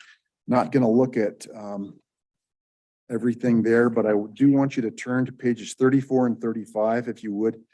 Been talking about the capital projects and the capital acquisition you did. There was, if you look at the second column in that schedule at the bottom of page 34, those are the increases in your capital assets. Construction in progress went up about $750,000. That includes things like street realignments, bridges, sidewalks, and land improvements and other assets there. Part of that was work on this building in the basement. You've been working on that. Work on the train depot up here, and some parks work. So you've been very busy in some of that construction area. In machinery and equipment, there's a new truck, and then motor pool assets. Those are some trucks and a Yukon that were purchased during the year. So that's the activity that took place there. Over on the next page, the same schedule, but for the business type activities, which is water, sewer, garbage, electric fund. Work on some substations, purchased a bucket truck in the electric fund, and that's part of what that big increase is. A backhoe, some trailers, and so on. So that kind of gives you a detail of some of those assets that increased. Pages 36 through 38 show the activity of your bonds, your outstanding bonds. Sewer fund has 2 outstanding series. Those mature in 2039, still 16 years away. And it just shows what the maturities are for both of those bond issues during the coming years. Those aren't really big numbers, so they're not really burdensome as far as cash outflow and so on. Let's see, pages 46, 47. This is always a useful statement, I think. It takes the actual transactions, the actual activity of the general fund and compares it with the budget for the year. And the thing to highlight on page 46, revenue came in a little under budget, primarily due to the fact that you had budgeted some significant grant revenue and it was not received during the year. And that's the big difference right there. Over on page 47, this shows the expenditure side of things, and total expenditures were under budget by about $600,000. And there were no material overages in any of your departments there. Pages 48 through 50 are just some additional schedules that are required to be put in there. That this information comes from the Utah Retirement Systems, and we just basically include their information that they provide to us on their confirmation. Pages 52 and 53 are some combining statements for some of your smaller funds that I mentioned earlier. It's the RDA and the Cemetery Perpetual Care Fund. The highlights there is that restricted cash increased in the RDA by about $52,000. I'm on page 52. And Perpetual Care, the cash increased by about $20,000. Those are the significant changes there. On page 53, the income statement of those minor funds, your taxes increased by about $27,000 in the RDA, and your charges for services went down in the Perpetual Care Fund. And that's something that can fluctuate quite a bit depending on activity within that Perpetual Care Fund. And the final part of the report is a couple of reports required by the state auditor. The one on page 54, we call the Yellow Book report. We are required to evaluate your internal control over financial reporting and also to test your compliance with certain laws and regulations. And this is a clean or unmodified opinion. We didn't find any material weaknesses in your internal controls over financial reporting, nor did we find any compliance issues that needed to be reported. We test for things like, are you making your payroll tax deposits on time? Are you making your deposits to Utah Retirement Systems? Were there any environmental laws that were violated? And nothing came to light. And then pages 55 and 56 are some more specific state level compliance issues that the state auditor requires us to test. Those are listed on page 55. And this again is a clean report. We did not find any violations of those areas when we tested those areas of non-compliance. The only other thing I need to tell you is that we are required to let you know that during the process of our audit, we did not have to change our scope of how we performed the audit. We didn't have any difficulties in performing the audit. As I mentioned, you have a very cooperative staff, very responsive. We didn't have any disagreements with management, and we did not have any adjustments to the trial balances as provided by Ryan and his group. So overall, a clean report. The highlights are you did a lot of construction and purchased a lot of assets during the year. So any questions I can answer? I have a couple, Jeff. You made reference to statutory limitations. Do we have any funds or balances that are out of range? No, they only require us to test the unassigned portion of the general fund balance. Okay. And it can be as high as 35% of the general fund revenues for the year. And it could have been, as I said, 950 some odd thousand bucks. Yeah, okay. Yeah. And you're not supposed to go below 5%, but we haven't even had to worry about that for a long time with you guys. So, Okay. yeah. This is page 6, just from the PDF file. I think it's the same, at least at that point on the hard copy, but you talk about budgetary highlights and mentioned that all expenditures were within appropriation, which is good. Did we have any budgetary lowlights? That's not really nothing that comes to mind, other than, like I said, the grant revenue was budgeted at about $772,000. It came in at 74. And I don't know if that's maybe Ty can tell you, it's a timing issue or something. Maybe that'll show up in this current year. So, Yeah, we've actually received it in this year. okay. So, Okay. I would explain it this way, is that we spent everything on the grant within the budget without the grant reimbursement. And now we've received the reimbursement in a year where we don't have the expense. So if you look at the monthly financial statement, you'll see that our fund balance now is increased It's a timing issue. quite a there. bit. Yep, this timing. Just the paragraph above that on the enterprise business type activities. We've got 3 accounts that are in a deficit. You call it a loss there on the report. I look back last year, we just had one that was the electric. Is that a concern? Not really, because you still have healthy cash balances, healthy fund balances, and I think you probably budgeted for some of those expenses. So it's an issue of, you planned for those losses perhaps.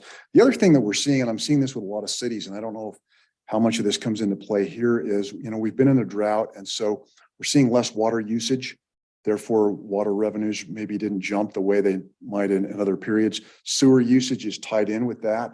So that's going to be down. I'm not quite sure why the electric revenue was down a little bit, but it was only down about 47,000. So maybe people are just being more conservative. I don't know. So. Or if I can. Yeah. So our electric fund is, we recognize that why we did the rate study. The water rate is being studied right now because it's not keeping up. And then in the sewer fund, it was because we had extra expenses that we had budgeted for and just recognized with that diffuser project. There was a lot of maintenance in the water and sewer fund and some in the electric fund as well. So, yeah. Yeah, I mean, we still have lots of catching up expense, we have maintenance and those sort of things. But, in general, for a $2 million fund to be short Yeah. in one budget Yeah. year's $70,000. $74, yeah, 74,000, yeah. The electric study, that'll help alleviate some of that trouble there in the, or I don't know, again, it may not be trouble, but some of that deficit, if you will. No, some of that is also related to weather. So similar to like the drought year, the power, you'll see a huge fluctuation in a hot, dry year. If that's prolonged, just on the revenue side, it's just usage, right? So it's a lower usage year, plus the cost of power was a lot more, if that makes sense. So how long and people are operating their air conditioners, for example, versus a mild Hot summer, yeah. or even the shoulder seasons. And so that usage on power it fluctuates year by year. So. Okay. Just over to page 32, talking about the Public Treasures Investment Fund. The quality ratings, we've got that, I mean, that's all unrated. There wouldn't be a rating on that fund? The reason they do that is because it's, I guess the way to explain that is the state treasurer invests that in pretty good quality stuff. They have short maturities. They're fairly safe. But because my understanding is because the fund is not evaluated by places like Moody's, Standard & Poor's, those types of places, they don't go to the extent of getting a specific rating on that, like you do when you issue your bonds. Right. When you issue a bond, they test your credit worthiness and give you a bond rating. My understanding is the state treasurer has not gone to the extent to get that, to get his fund rated. It's a pretty safe fund. And I wish I could have access to Be it. as a- part of as a- it. Yeah, exactly. Yeah. You made the statement, the city's investment in the Treasurer's Investment Fund has no custodial credit risk. Wouldn't there be concentration risk or those different risks? Yeah. The custodial risk is, I think, mitigated by the fact that it's a safe fund. The concentration risk, I think, refers more to, does he have, at the state level, have more than 5 to 10% in a specific investment? And if you look at his list of investments, it's pages and pages long. So I think he's very diversified. And I think that's how the accounting standards would interpret that particular We'd be risk. part of that diversification as, Yeah, and you could look yeah. at it that way. Yes. Yeah, that's a good Yeah, answer. yeah. Okay. On page, well, on your letter to the mayor and council, the independent auditors report, you talk about deficiencies in internal control. A material weakness is a deficiency, and then a significant deficiency is also a deficiency. You make the statement that you didn't find any material weakness deficiencies, but didn't say anything about a significant deficiency, which appears to be something less than a Fact, material. material weakness is the worst case scenario. Yeah. And that's what we're required to issue a disclaimer or a finding on. If something rises to the level of a significant deficiency, we would address that in a management letter and say, hey, here's an issue we found. Our suggestion would be that you do X, Y, Z to mitigate that. So, yeah. But the fact that you didn't say that there weren't any, Yeah, you didn't yeah, omit, yeah. you just didn't say anything. Well, yeah, is and that's good. what we're doing is we're following a standard report issued by the American Institute of Certified Public Accountants. And it's Safe harbor. yeah, it's that they should probably clarify that a little better for sure. Okay. My partner and I were talking about an issue with another entity today that is a result of a new accounting standard that was coming into effect this year. And to implement that standard, this other entity's statements are going to be very misleading, but we had to comply with that. Don't have a And so we choice, just huh? kind of follow what they give us. Yeah. And this, hopefully it's not too misleading. Hopefully when I say it's a clean opinion, and we can Yeah. find the highest level or the worst level of weakness, we're okay. No system's perfect. I mean, if we were to look at every single transaction, 100% of transactions, first of all, your audit fee would be astronomical. Yeah. Well, But second of all, we might find something here. yeah, and there's there. stuff in there. Right. Yeah. Recognizing it's a test. Last year you made the comment, it sounds like we have a well-oiled machine, and I told him, well, if a well-oiled machine is one that fixes itself as it Exactly. goes, Yeah. then And that's what internal control does. Mhm. It monitors the process as you're ongoing. And if you see things that aren't right, you fix them. And sometimes you catch errors and sometimes you fix some of those things before we even show up. And it helps to have a contracted accountant in Ryan and his group to kind of help you with that stuff on a month to month and year-end basis. And that's why things are clean when we get here. Good. So, yeah. Well, good report. Thank you, Jeff. Thank you. Thanks for your good questions. Thank you. I wish I had half in my brain. I'll share. Half of that was yours, Steve. Okay. Thank you very much. My pleasure.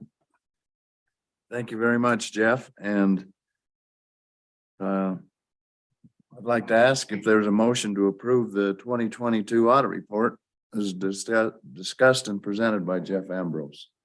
Mayor, I'd move to approve the 2022 audit report from Mr. Ambrose in the CPA company.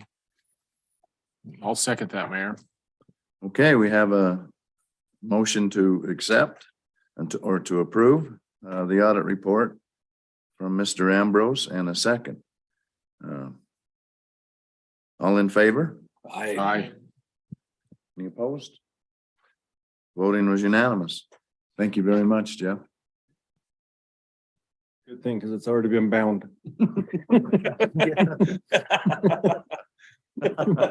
Sorry. Good night. Thank you. Okay, next item.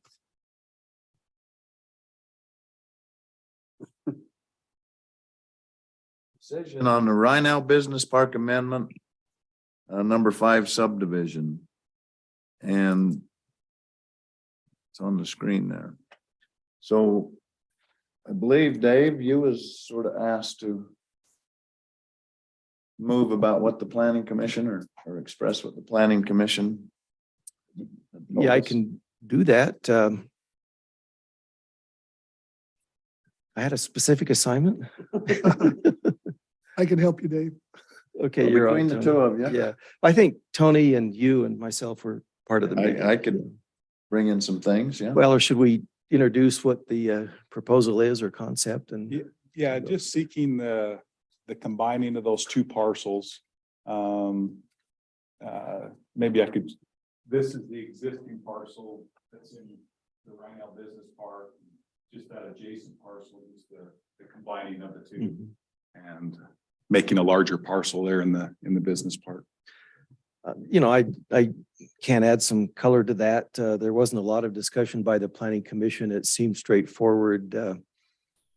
If there was any staff recommendation, it was in favor of doing that. I don't remember whether there was or wasn't, but I don't think you had many questions on that one. There was no zone change, No correct? zone Yeah, change, I think it ends up, does it end up in a couple of zones, but whatever they are, we're the same zone. Same zone. Okay. Oh, yeah, it comes to us as a positive recommendation. Can add that. It makes sense to me. Better use of the property. Absolutely. Ben, this is neither here nor there, but what's proposed on that piece of property? Yeah, the Youngs own it, Young Auto Group. And so that's going to be, the building would be similar to what's over there, similar in construction, you know, the block buildings and stuff, but it would be a service center for their dealership across the freeway there. So they would do, you know, prep on vehicles and, you know, whatever types of things. that Kind they of a do. shop? Shop, yeah, yep. What I understand is it's more of a warranty Mhm. kind of thing. Yeah, yep, So it wouldn't necessarily be competing with Precision. no. Yeah. No. That's what I understand it to be. So it's awesome. Ben, your involvement is in building the building, is that? Yeah, Get involved? yeah, we're representing them and we do a lot of their new construction around the state. It's just one happens to be across the street from our office. but Yeah. It better be you. Which works out great. Yeah, you won't have to go very far to Yeah. Better inspect. get home for dinner on time. That's right. That's right. Okay, is there any more questions or concerns? Tony, did you have anything else to add from the? It was, I'll echo what Dave said. It was this one was very straightforward. As I mentioned, there wasn't a zone change involved. Yeah, there wasn't a lot of discussion from the planning commission. And it obviously had a positive recommendation to the city council, so. Okay, so I'm gonna ask for a motion to approve the Rhinell Business Park amended number 5 subdivision. Mayor, I'd move to accept the Rhinell Business Park amended number 5 subdivision. Okay, we have a Second, motion and a second. Motion by Dave, second by Tony. To approve the Rhinell Business Park Amendment number 5 subdivision. All in favor? Aye. Any opposed? Okay, that was unanimous. Thank you. And you're also, you don't need to stay and be bored either. Sit down. Yeah. Well, it might be entertaining, you know. Could be.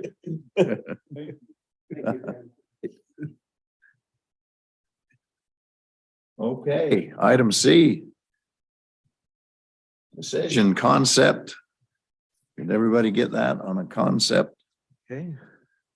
H&A Investments. I first need to ask H&A, help me. It's not Wardell stuff, is it? Well, it's kind of an interesting tradition. My grandpa, when he bought property years and years ago, would always name it after the previous owner. And so these two pieces combined came from Hardy and Anderson. Okay. It's to go AH, so we went HA. I don't know why. We bought the Hardy piece first, so. Okay, But we have like a Ford property and an Evans property and stuff. We just call it after the previous owner. So I don't know why, just tradition. good idea.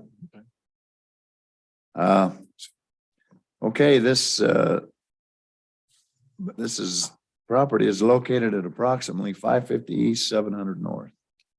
Tony? Mayor, before we begin, can I just make a comment? Yes. Probably in Jeffrey and Eric's behalf. Typically, we don't see a concept approval. It doesn't come to us until final approval. The reason we're seeing this is because it involves sensitive lands. So that's the reason we're seeing it as a concept. So typically, we always see is final approvals, but because this is sensitive land, this is, as the mayor said, just a concept. So I just thought I'd get that out there before we begin. Thank you. Hasn't those sensitive lands been addressed in the packet? It seems like they pretty well addressed the sensitive lands issue with this. Yeah, we can talk about. Yeah, that. we Okay, can. maybe we you can- guys just yeah. talk about that for a second. Okay. Or somebody. Yeah, I could, I'll know. Let's, They have. yeah, been where do we addressed, start? yes. What? Sensitive lands, yeah, they have been addressed, but yeah.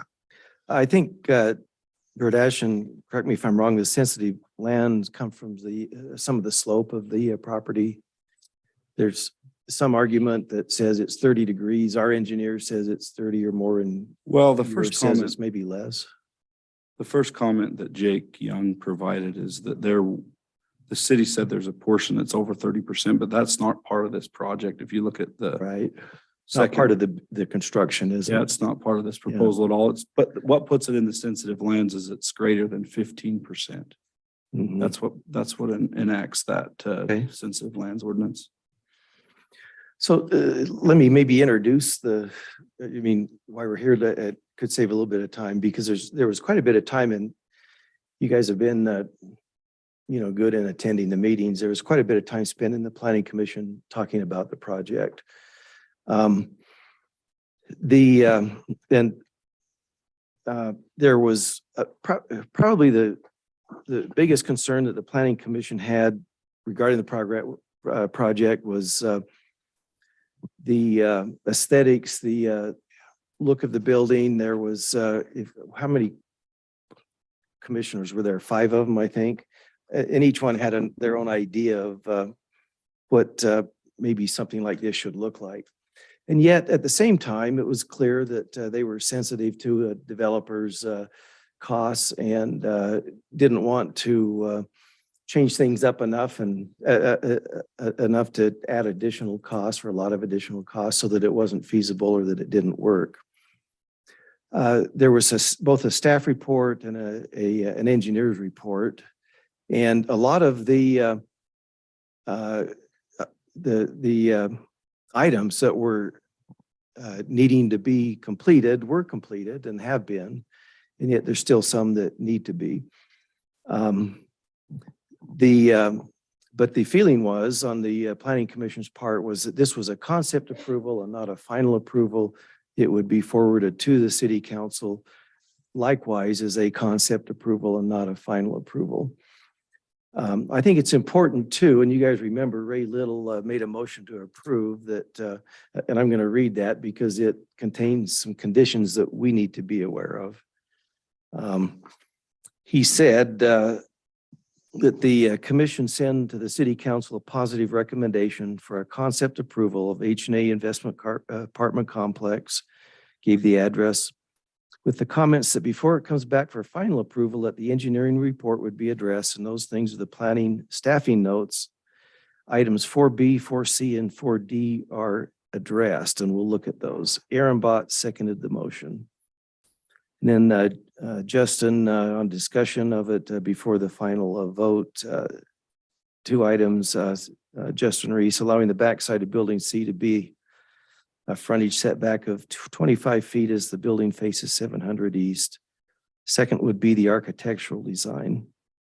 Ray Little moved to amend the motion to include the frontage to 25 and stated that the initial motion referenced the architectural design. So it was clear that in my mind, and you guys can maybe address this, it was clear in my mind that there was some additional work that they would like to have done, and that could include roof lines. It could include the materials that are used to, for the outside, just on the aesthetics, on the looks, that that they would like to see some additional enhancement to what was being presented. And the mayor pointed out that what was being presented had been changed and you had added some architectural elements to the front part of it. So I think that's important to note. Let's just look at the staff report though. These items that were part of the recommendation, so we need to consider them. For B, C, and D were from Jake Young. 4B says, all engineering requirements from the Jones Civil Letter should be required as conditions of approval. So we'll need to make sure that all of those are completed before final approval. And we all have a copy of that.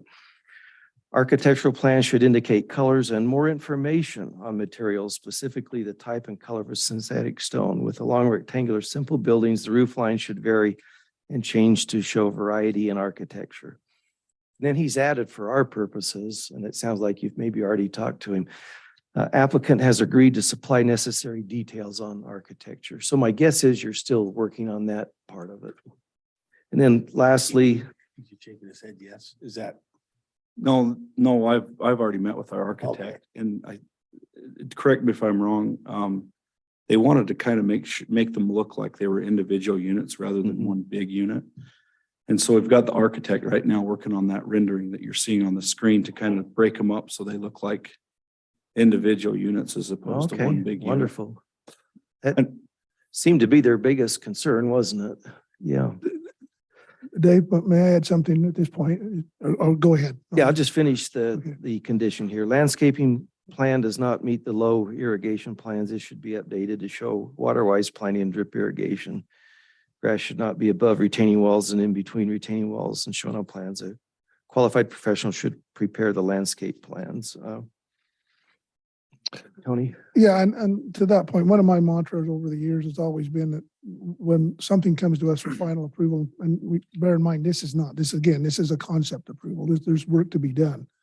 But when this comes to us for final, that it's clean. We don't have engineer notes or or staff reports that have this will be done later, or this will, based on this, we want it clean. And Dave, you can correct me if I'm wrong here, but I think one of the things that the planning commission was struggling with the other night was that they've been looking at a mixed use overlay the last little while. And in that mixed use overlay, Jake has brought some photos, and there's been some photos presented of townhomes or patio homes or what, and some of these are done in a way that it really almost looks like it's a single family residence, but it's not. It looks more like a single family residence. I had the feeling the other night that they were almost trying to get to that with this project, but that mixed use overlay is not in place. So correct. And so the biggest discussion was, again, I thought on aesthetics and how it was going to look.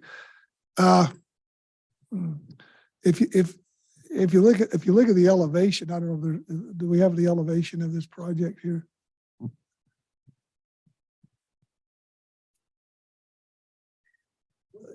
On mixed, What they were, as I understood it, and I was online on this, but what I understood was that where they were really concerned about back up, Denise, where you were there for just a second.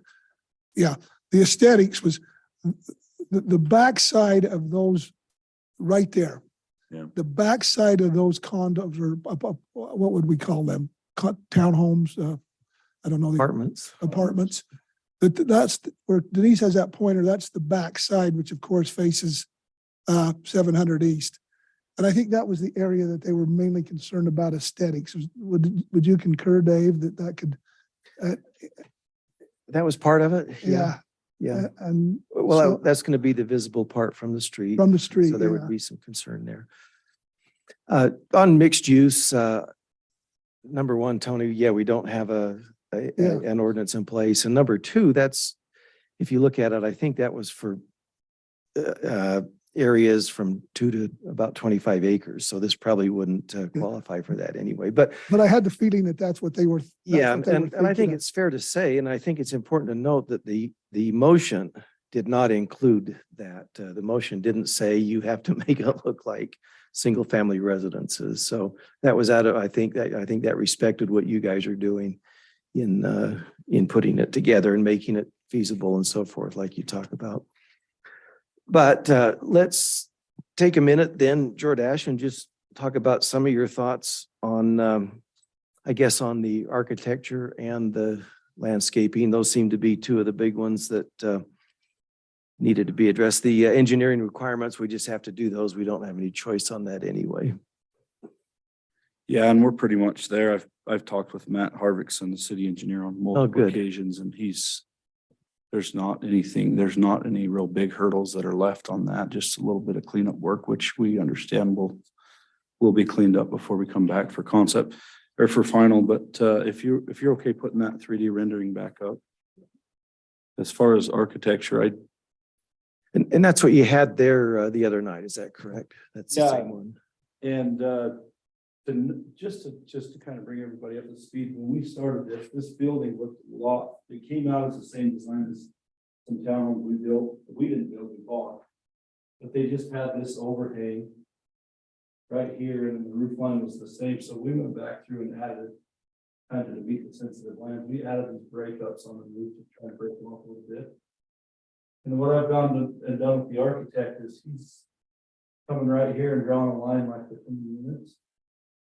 And he's got 3 different looks. One look is the rock's gonna go up, the synthetic stone's gonna go up to this roof line. You're fine. So on one unit, the synthetic stone's gonna go up to this roof line and cross, and it's gonna have horizontal. It's gonna have some siding that's normal, about cement hardy board siding. And then the next unit, he's gonna do some board batten going this way, gonna stop at the door line.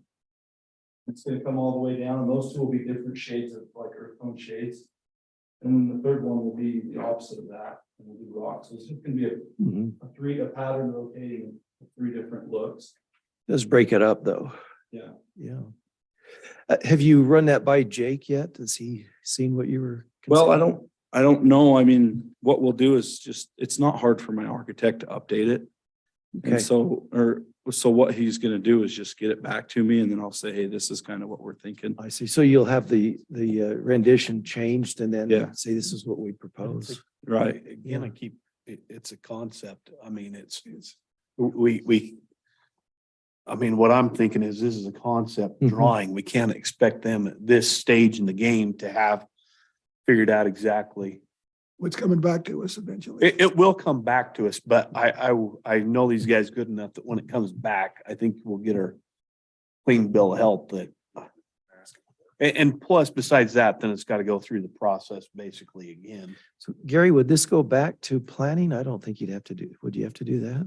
Oh, yeah. Yes. Oh, yeah. Yeah. Oh, sorry, guys. So see, it's got to still go back through that process. Yeah. So I mean, at this point in time, Well, they'll have to give us a recommendation for preliminary and final, right? correct.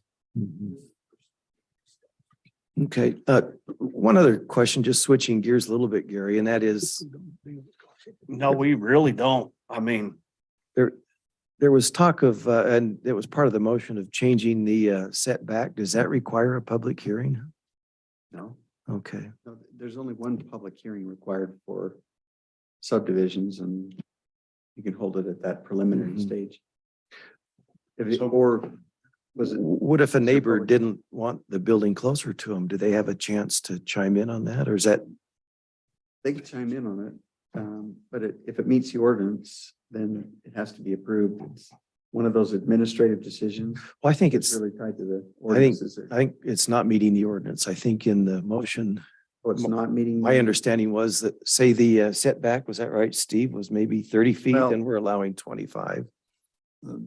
The 25 feet would be, That's where they come up with that. Right. They're considering, if you go back to their picture, they're considering the back. The elevation.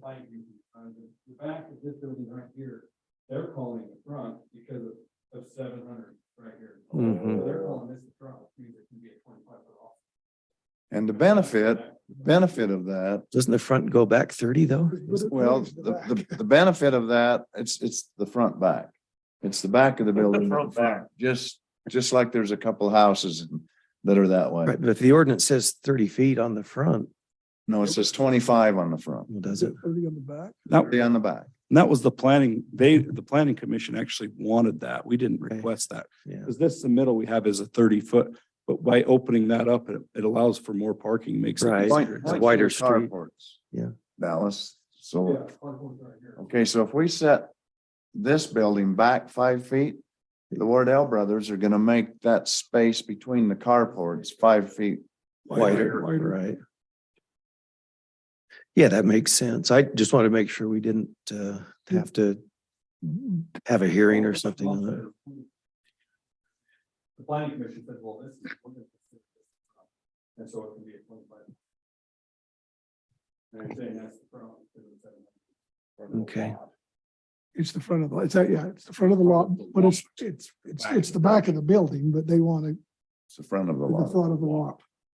And the other thing that they spent quite a bit of time on is that it's not gonna be that visible. Mhm. And part of the thing that I thought Commission Member Jay Atkin, he brought up a point that when they come to the planning commission, it shouldn't necessarily be a design meeting. Telling them what they want and what, and that was somewhat, It's true. that got pretty escalated with personal opinions about how Yeah, this ought that's to be. and where all that ought to the be. time was spent. When that isn't part of what the planning commission, Not part of the concept. right now, so I called Jordash and actually apologized to him. That's fine. Because we were nitpicking about something that It's. we shouldn't even be talking about. If it fits the codes and the ordinances, then that's where it ought to end. And we can get to that in preliminary or the final. Right. Yeah, correct. So can I have just a quick comment? This isn't we're not subdividing. Our understanding is it'll come through concept and then the next is final, but we do have to go back through the planning commission. But because we're not subdividing any parcels, it'll just be one more time through the planning commission and then one more time back through for the final. That's the way I understand it. So, Gary, can I ask a question? Can it jump from concept to final, or does it have to have, or can you do preliminary and final at the same time? I assume you could. Preliminary and final at the same time? Yeah. You probably could, If all the conditions were met. if all the conditions have been met. Because you're the ones that give final Right. approval. By the way, that's probably gonna go away. You probably won't see any subdivisions after the session, but because that's one of the things that they're taking away from councils, but We have anything to do after. yeah, but you could probably run them both together if they were ready, if it was ready, that would be a big jump, but. Yeah. Because usually that preliminary gets you, that's Involved. these things if, and if you got any ifs, it's not ready for final. Right. It's not ready to come to you, Right. to your point. Okay. Jordash, talk just a little bit about landscaping then. Any work being done on that, or you will be doing work? No, I haven't called a landscape architect. We've, in the past on projects, we've had Gardner Engineering who put together this landscaping plan. We did propose a landscaping plan, but it was interesting. Jake's comment says a qualified professional should prepare the landscape plans. I haven't even had time to chase that. I think maybe I don't know if Gardner has a landscape architect on staff, but I can circle back and see who prepared that. It seemed to me that they'd be considered professional. I haven't had time to look into that and see, well, what do you? I think he was asking for, did not meet low irrigation plans. So that probably wouldn't be a big change, I wouldn't think. No, and again, if it's just the landscaping, it's like, tell us, this is kind of the shoot, put out there what you think, and then you tell us what you want and we'll revise it. Gotcha. There's not, at the landscaping, we have the park strip going up on both sides of the road, or on one side of the road. And there's some grass behind it, and then there's some retaining walls, and As far as low irrigation, I'm not really sure what that means, but we'll put one in, we'll Yeah, I put think in whatever he's- they want. He's just whatever they looking want. for water wise planting, I think is all, whatever that is. So Mayor Gale asked the question about just zero scape with rock and trees or bushes. We were all about, that, if that's what we're trying to get at. That'd be a question for Jake, probably. Yeah. Well, especially the road going in along the sidewalk. The park strip, yeah. One of the hardest things around is to keep the water on the grass in a Mhm. park strip. Yeah. And the city was against the rules and now it's not, kind of thing. And people are sort of encouraged to more dry scape instead of in a park strip. So to answer your question, I'll just go back to Gardner and say, we need to track down what low irrigation plan is and then revise it to meet, but it's not, it doesn't seem too challenging. That doesn't seem like a big deal to me. Yeah, Yeah, easy. just a matter of addressing it and then we can say it's been addressed. Yeah, easy. But did I hear an grass on? Said grass should not be above retaining walls and in between retaining walls as shown on plans. So the way I got that was where your retaining walls are, there shouldn't be grass above that. You have two Whatever retaining walls on the bottom. whatever that means. So there wasn't really grass between the two retaining walls and behind the retaining wall to the property line. More of a dry scape or shrubs or something that took a lot less water. But again, this will come back to us. from- Right, yeah, we're just talking about something Yeah. that, Yeah, again, It's this just our will come back opinions. to us. You know, the thing you could do is just show that 4D to the gardener and say, Exactly. what do you think? How do we? Yeah, work that's what I'll around do. I'll that? send it to him and Yeah. say we need this addressed and Okay. please reach out to Jake. Just trying to. I just- No, I just had one before we started. Jordash, the other night, I was gonna ask this, so they didn't ask it, back to that elevation rendering there. Denise, where is the retention basin or the detention basin on this? Uh-huh. It's hauled out to go down with a big pipe that we're just putting underground. It's going to be perforated pipe, which is allowed for this right here, there's a 48-inch pipe that goes to the roof. We're retaining it all inside in that big pipe. There in by the parking, or by the patio, the covered parking, be in between the carports. yeah. Couldn't touch everything here and then whatever comes down. Can hit the storm drain system.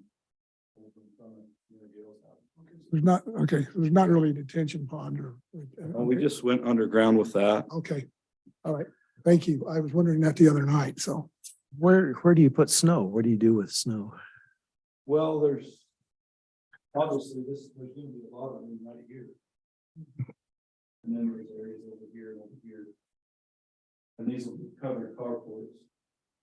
So we'll have a push this way and a push this way and then down the road or up the road. I mean, there's lots of space for snow. Gary, not a reflection on Wardell's, but if we work on a lease agreement for the right of way and the maintenance of the road ends up being the responsibility of Wardell's, what happens if one day we wake up and again, not a reflection on Wardell's, but on any company, if they're not around, who takes care of it? So it would be a license agreement, rather than lease is what we would have, similar to what we did over on the Brown property. I think it's Brown property. And then, the answer to that would be that whoever owns the apartment complex, since it would be in single ownership, these are not individual, apartment or, excuse me, townhouses or condos, right? Correct. They're not individually So parcel at there'd all. be one entity that owned it and the city could actually go after that entity I see. and we would put in the license agreement, the provision that allows for the city to. That it go after that continues entity on, yeah, and- regardless of Like- who owns it. Okay, And it would go with the land, travel with the land. yeah, be part of a recording on the land. That's great. Yeah, okay. Answers that. Thank you. Just curious, again, this has really nothing to bearing on what we're talking about. Is it going to be HOA fees applied? No HOA fees applied? No, they, just apartments, they own the apartments. Yeah, there'll be, I mean, what we consider low income housing for, Yeah, okay. there'll be 2-bedroom, 1-bath units. All right. Okay, any more discussion? Or do we have a motion to approve the concept for the H and A Yeah, investment apartment complex? Would our motion be appropriate to be the same as the planning commissions? Sure.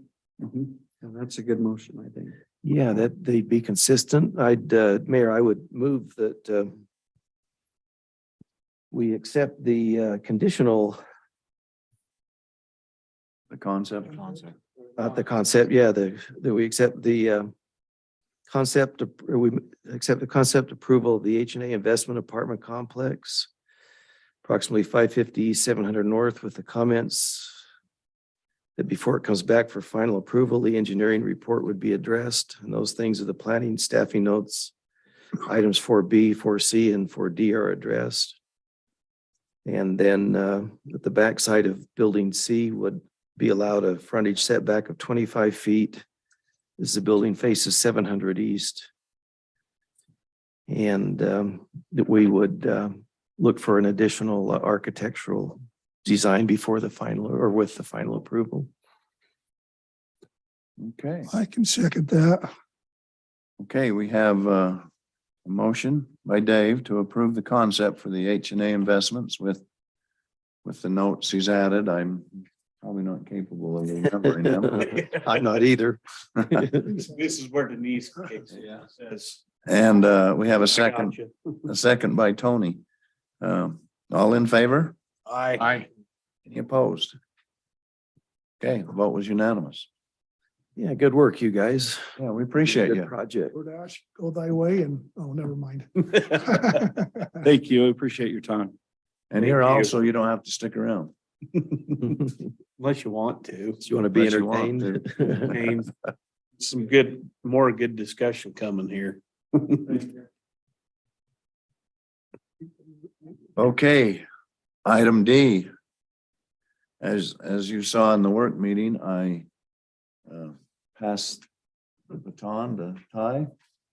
And I'll do the same here. Thanks, Mayor. So this next item is dealing with a amended budget and plan of finance for the carbon-free power project. We talked about it in the work session. Just a little brief history. In 2018, we voted to not be in the project as we explored other options and opportunities and didn't find any. And so in 2019, we joined the project. And that was also at the time when the DOE came in with a $1.4 billion commitment. It's called the jump module. Basically, they would pay the capital cost for the first 2 reactors, significantly reducing the price and risk of the project. You had a buyer. And so we went in at that time back into the project. Originally, we were subscribed for 1,500. We left the project. When we came back in at 1,000. And then when this jump module became an option for an additional 398 kilowatts. And that was to take us to the end of licensing, the license period 1, which is where we're at now. It was supposed to originally be at the end of 2021, and then it got extended a year. And so we had another discussion in 2020 and have just been basically along, in the project till this decision point. So this is the end of licensing 1A. They're just starting licensing period 1B. So we just finished the first cost estimate or the economic competitive test, which failed. So now this new budget and plan of finance also comes with a development cost reimbursement agreement with New Scale. It redoes the terms, takes it, well, originally it was 55 cents, then it went to 58 cents, and then it just failed, and now it's, the new agreement is for 89 cents in How much? 89? 89 cents. Was that 98? I think the competitive test came back at 98, Yeah, that but the was- agreement, but the agreement was for 89 cents. So basically it accounts for, the new agreement is less than the current estimate. So it basically says, you know, this project needs to come back down. But it's still, you know, more than the 58 cents. A lot of that is inflation, so that it's in $22 instead of $20.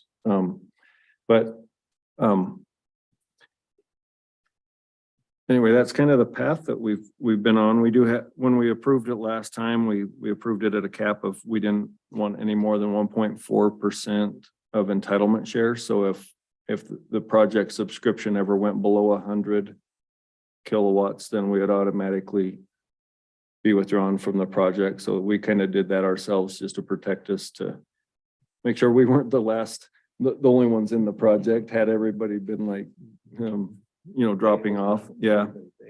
So we're at a decision point. Right now it'll cost us about $335,000 to take the off ramp. If we stay in until the end of 2024, there's another off ramp, or the next off ramp is at the end of the licensing period 1B, which is basically means we're ready for licensing, combined operating license. So the new terms now are 100% reimbursement if we have that price. If it exceeds $89, then we could seek 100% reimbursement, or if 80% of the project isn't subscribed by the end of 2024, then UAMPS could also seek 100% reimbursement, and New Scale has agreed to that. So it basically puts a lot of the subscription burden on New Scale, as well as not squarely on UAMPS. So basically they recognize if we don't help get subscription up, then they're going to end up, you know, having to reimburse the current members, and we can get out. But that's subject to if the project committee is willing to withdraw from the project. So it's an option, it's not a guaranteed. So that's where we're at now. We had 100% reimbursement. It failed the economic competitive test, but the committees voted to continue with the project and just redo the agreement. So they could also do that at the next off ramp. But you know, but the challenge is it's a 300% increase to us for that next decision period. Last time, the risk factors, you know, that we kind of identified was, well, let's stay in and let the project tell us, you know, how the rest of the world feels about it and subscription. There's been no new subscription other than the current UAMPS members. And in fact, there was a decrease in subscription after we had signed, because a couple of the larger entities in UAMPS withdrew. It stayed above that threshold, you know, subscription, I think right around 115 kilowatts. It's still above the 100 kilowatts, but at one point we were closer to 200 as a group. I think the goal was 450 something. Yeah, we still have quite a bit.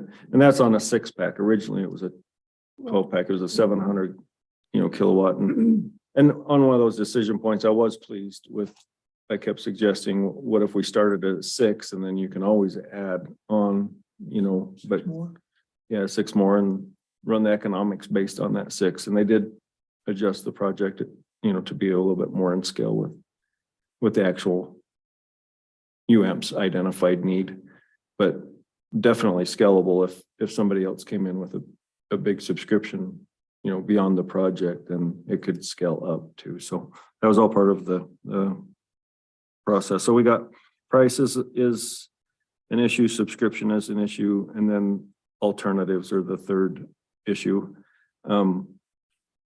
I'm really hopeful on alternatives. I didn't have that last time. I looked around at doing hydro, doing internal generation, and everything looked like a dead end road. But a lot of that was due to our current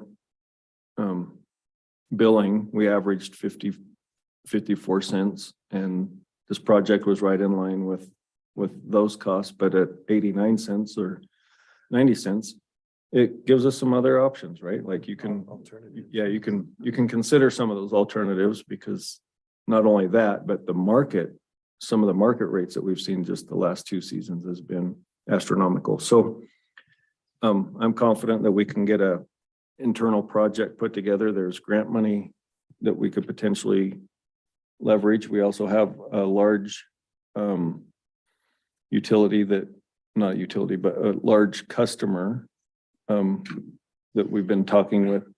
If we bring them on the system to take some of that variable load that they could use to operate their crushers, but we could also use to shave our peak and take care of those most expensive times. And so we have some alternatives. I don't have anything put together yet, but I think we could have some of those alternatives definitely in line before the end of 2024. And at this point, not worth the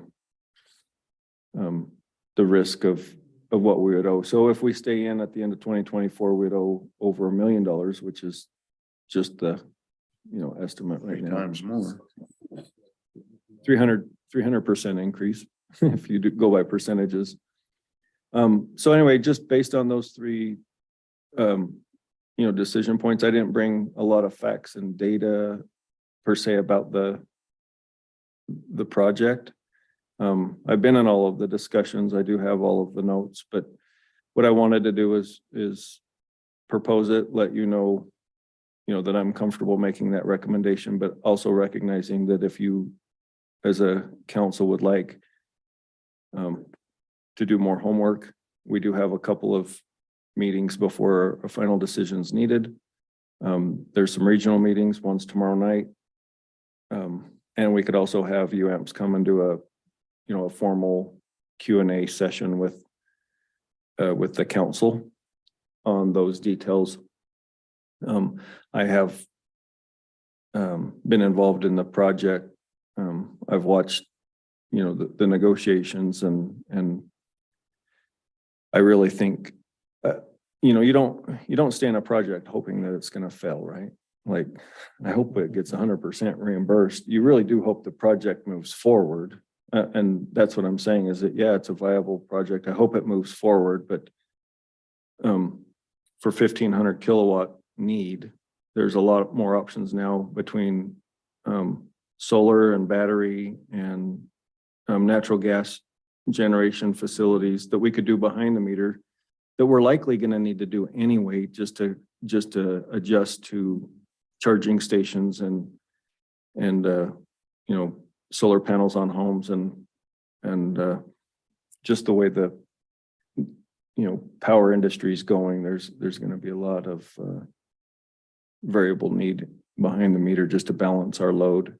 And so that's kind of where I arrive at my recommendation is there hasn't been any new subscription, but that's even, probably doesn't weigh as heavy as now we have some alternatives and real viable options with the grant money that's been pushed out from the federal government. In fact, even on this project, some of it's planned on some of the infrastructure reduction Act expenses, that hasn't been guaranteed yet.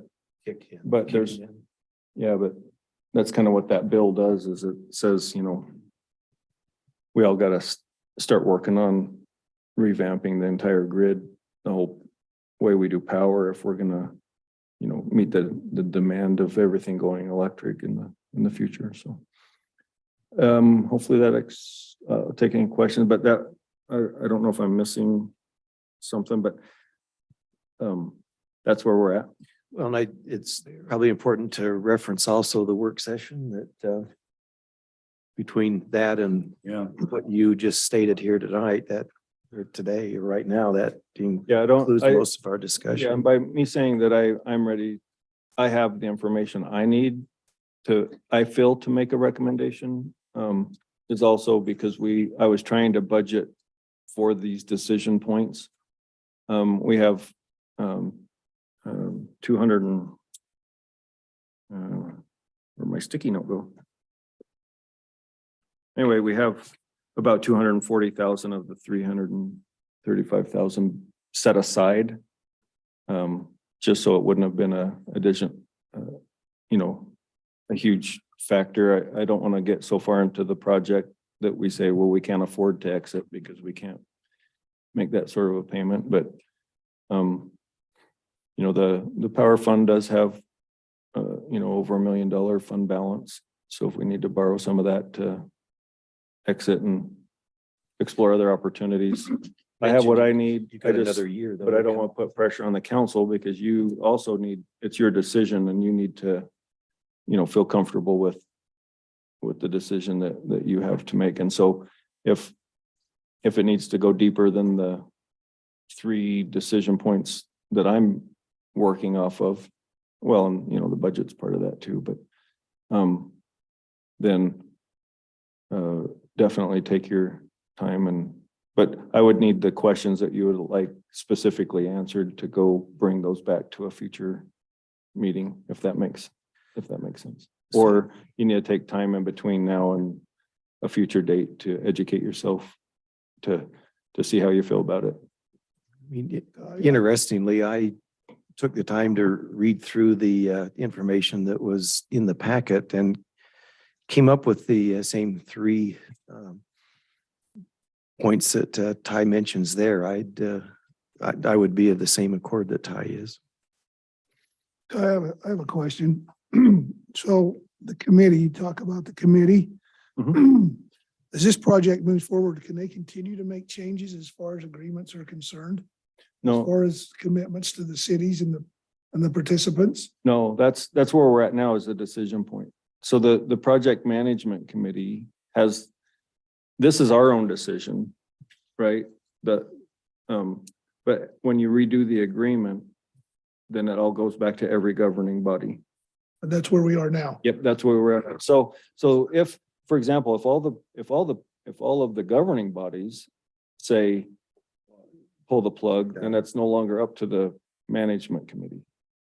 Right? Because you've all voiced where you're at collectively. But if there's enough entities involved to maintain that subscription level and are willing to do the next round of licensing, which I suspect will happen, then the project committee makes that decision. So if all of the governing bodies say, hey, we're in, but we've left it to our representative, but the project committee feels at any time like they want to pull the trigger on 100% reimbursement, they could do it that way. So I don't know if that makes sense. I guess somewhere along the line, I missed the boat and wasn't paying attention. I thought at some point after we got down this road a certain length Off ramps. that all of the costs were going to, as far as paying for this project would come from rates in the future. I mean, so how many more? So if that's true, so if you stay in and the project comes to fruition and it's built, all of the costs, all of the debt is capitalized into the project, and then it becomes part of the rate from that project. The reason why we pay is because we are exiting the project prior to. But if we stay, first- it could cost us another $1 million.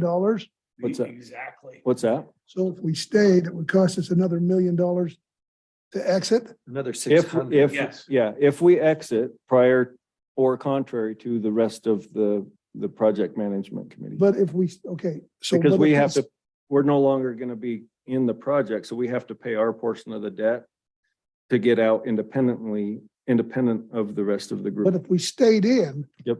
They wouldn't make it in, we wouldn't be paying anymore, wouldn't make it any more payments to the project, correct? Correct. But But then the price is right now at 89. Right? Oh, yeah. Right, so based My breath on, away. that's why it's not all up to price. I recognize that, but we're such a small part of a large project. It's a take or pay. And so whatever that rate ends up being, if we stay in and we're committed, then we take power from that project at whatever that current rate is. So that's Which pays for the project. yeah, so we don't pay out of pocket, right? Okay. But we have no say in when the plant operates, how efficient it is, what the current Right. off rate is. Well, I apologize. Does that make sense? So, It does. I'm sorry I wasn't at the discussion earlier, but no, but thanks for clearing that up. yeah, so that's the risk, and that's where I don't want to be I don't want to be so far into a decision point that we've capitalized all of our exits. You no longer evaluate the project. It doesn't feel like real debt anymore, right? It doesn't feel like real risk. And so the approach I've taken is to try and set aside the money as if we were financing it right now so that it doesn't influence our decision to get out, right? So like in another 2 years, at the end of 2024, if we owe $1 million and we say we'd rather go a different direction, but we're staying in because we don't have $1 million, that's a terrible place to make a decision from. But, okay, and the gamble is that if it all fell flat on its face, then wouldn't cost us anything. Is that what you're saying? Is that, Everybody else. if the, Yeah, so if everybody else pulled out and we just stayed with the group, we would get mostly 100%. There's some costs in there that aren't part of the 100% reimbursement, but we would get the vast majority of our cost reimbursed. that's the gamble. Well, Well, it's the other, called- the part of the concern right now Gambling's is, not allowed in Utah, so I call it risk. That's part of the risk. yeah, part of that Gamble. risk, Tony, is right now we have the 300,000 to get out. Right. 2 years from now, we have another off ramp. But because we stayed on for 2 more years, That's that the $1 million. 300 has gone to $1 million. Okay. And the feeling is that we don't have $1 million to risk, if you will, where we do have the 300 right now. And you're saying that 89 cents, you're saying you think we can find other sources of, Well, and we have, and we have found some options, I agree. that were, you get closer to the $100 or what the market's doing, that's way beyond that, then all kinds of things become possible, right? Because it's just a matter of how much does it cost you? And 2 years ago, nothing seemed feasible. I didn't see any other alternatives because we were hitting prices at 50 cents. But We can take that 600 and put it towards other alternatives. Yeah. 700. If we exit now. yeah, and so even though the costs are higher, one of the things is all of those decisions are in our control.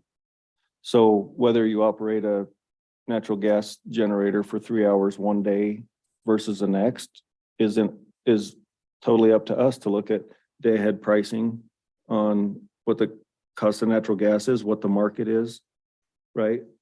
That's what I'm saying. And if we stay in on the take or pay that we have no control over, it's not a negative towards the project. It's just, it doesn't come online till 2030.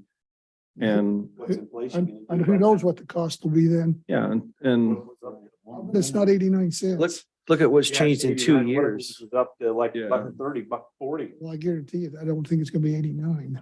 Yeah. No, I mean, taking in inflation the way it is. Look at 2 years, what's 7 more gonna do? yeah, Yeah. and then So anyway, that's just where it is. That's just kind of how I feel about it is, last time we had hesitancy. I mean, we even tabled it one meeting before we decided, you know, to continue with the project. But one of the biggest indicators was subscription and I hope there is subscription in the future, but there isn't to date.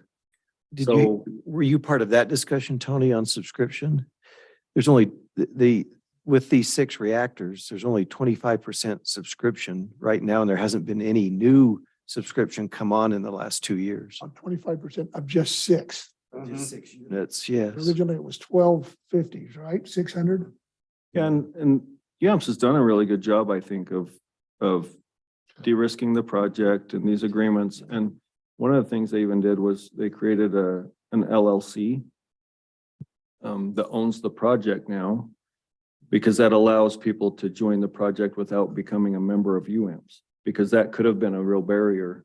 If you're an investor-owned utility, you're not going to join a co-op or a municipal association. And so they've even done that, and there hasn't been subscription. That's kind of my, so I don't fault anybody. I just say, you know, the momentum, It's more blamed on the times than the strategy. yeah. Just the way the world is, the way the economy is. Yeah. So anyway, that's just where I'm at. I don't want to, again, I always try not to feel like I'm trying to convince the council of anything. Well, I think It's just where I'm at. the So, decision point right now is if there was any interest in staying in, Ty's willing to get more information, including meetings tomorrow night down in Payson, having UAMPS even come to our meeting if we felt that would change a decision. If we're, with all of that said, if all of that information were here and we still said, no, we're backing out, then why go through all those steps? We're still withdrawing, maybe that's the way to put it. Well, as was stated, it was discussed pretty heavy, almost for the whole work session. So I need to kind of figure out this motion. If yeah, would you like me to explain? So we put all 3, Denise did a really good job of putting all 3 resolutions on the table, so you have options yes, of which resolution you'd like to continue with. And we did it tonight, just, you know, because if you're comfortable making a decision, you know, just. You'll catch a resolution and we're into it. Yeah, the resolutions They're are in the packet.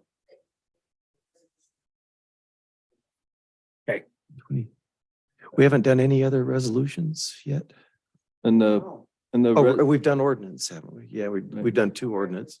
yeah. Gotcha. And then the wording of each resolution is in the packet, Mhm. you know. Yeah, the form. It's a third option, right? Well, so the resolution that conversations on is I don't know that I'm number gonna, 3. I don't know at this point, to change my mind. I don't know they're gonna, I could go tomorrow night and still mhm. change my mind. Okay, your thoughts, Tony?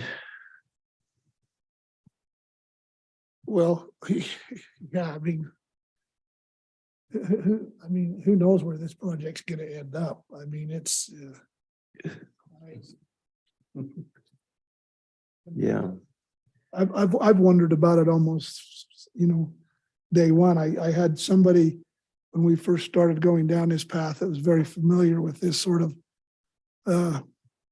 work. And I remember when we started looking at this 4 or 5 years ago, he basically told me it's not going to happen. And if it does, you're not going to be able to afford to stay in it. So this is somebody that was pretty knowledgeable in you know, the nuclear energy industry. So, yeah, I you know, and I don't know, Ty. I mean, you know, obviously we're going to have to look at alternatives, and I'm not sure what that's going to cost per, you know, kilowatt, but I'm just sure this isn't going to be 89 cents when it's done. It'll be a lot more than that. So I think probably, and you're right, Dave, what gives us $700,000 to play with, that if we stuck in it for another couple of years, we'd have to. So I think I would probably be in favor of just walking away. Well, that said, Mayor, I'd be willing to make a motion. Sounds like we're ready for a motion and not a table, right? Yeah, I'd Okay. move that we approve resolution number, Denise, 2301. 23 dash. Yeah, I move to approve, move that we approve resolution number 23-01, a resolution approving the participants' withdrawal from the carbon-free power project and related matters. Second, Have a motion by Dave to withdraw from the carbon-free power project, resolution 2301. And Tony, a second. Dave? Aye. Yep. Aye. Eric? Aye. Jeffrey? Aye. Tony? aye. Okay, Denise, the vote was unanimous.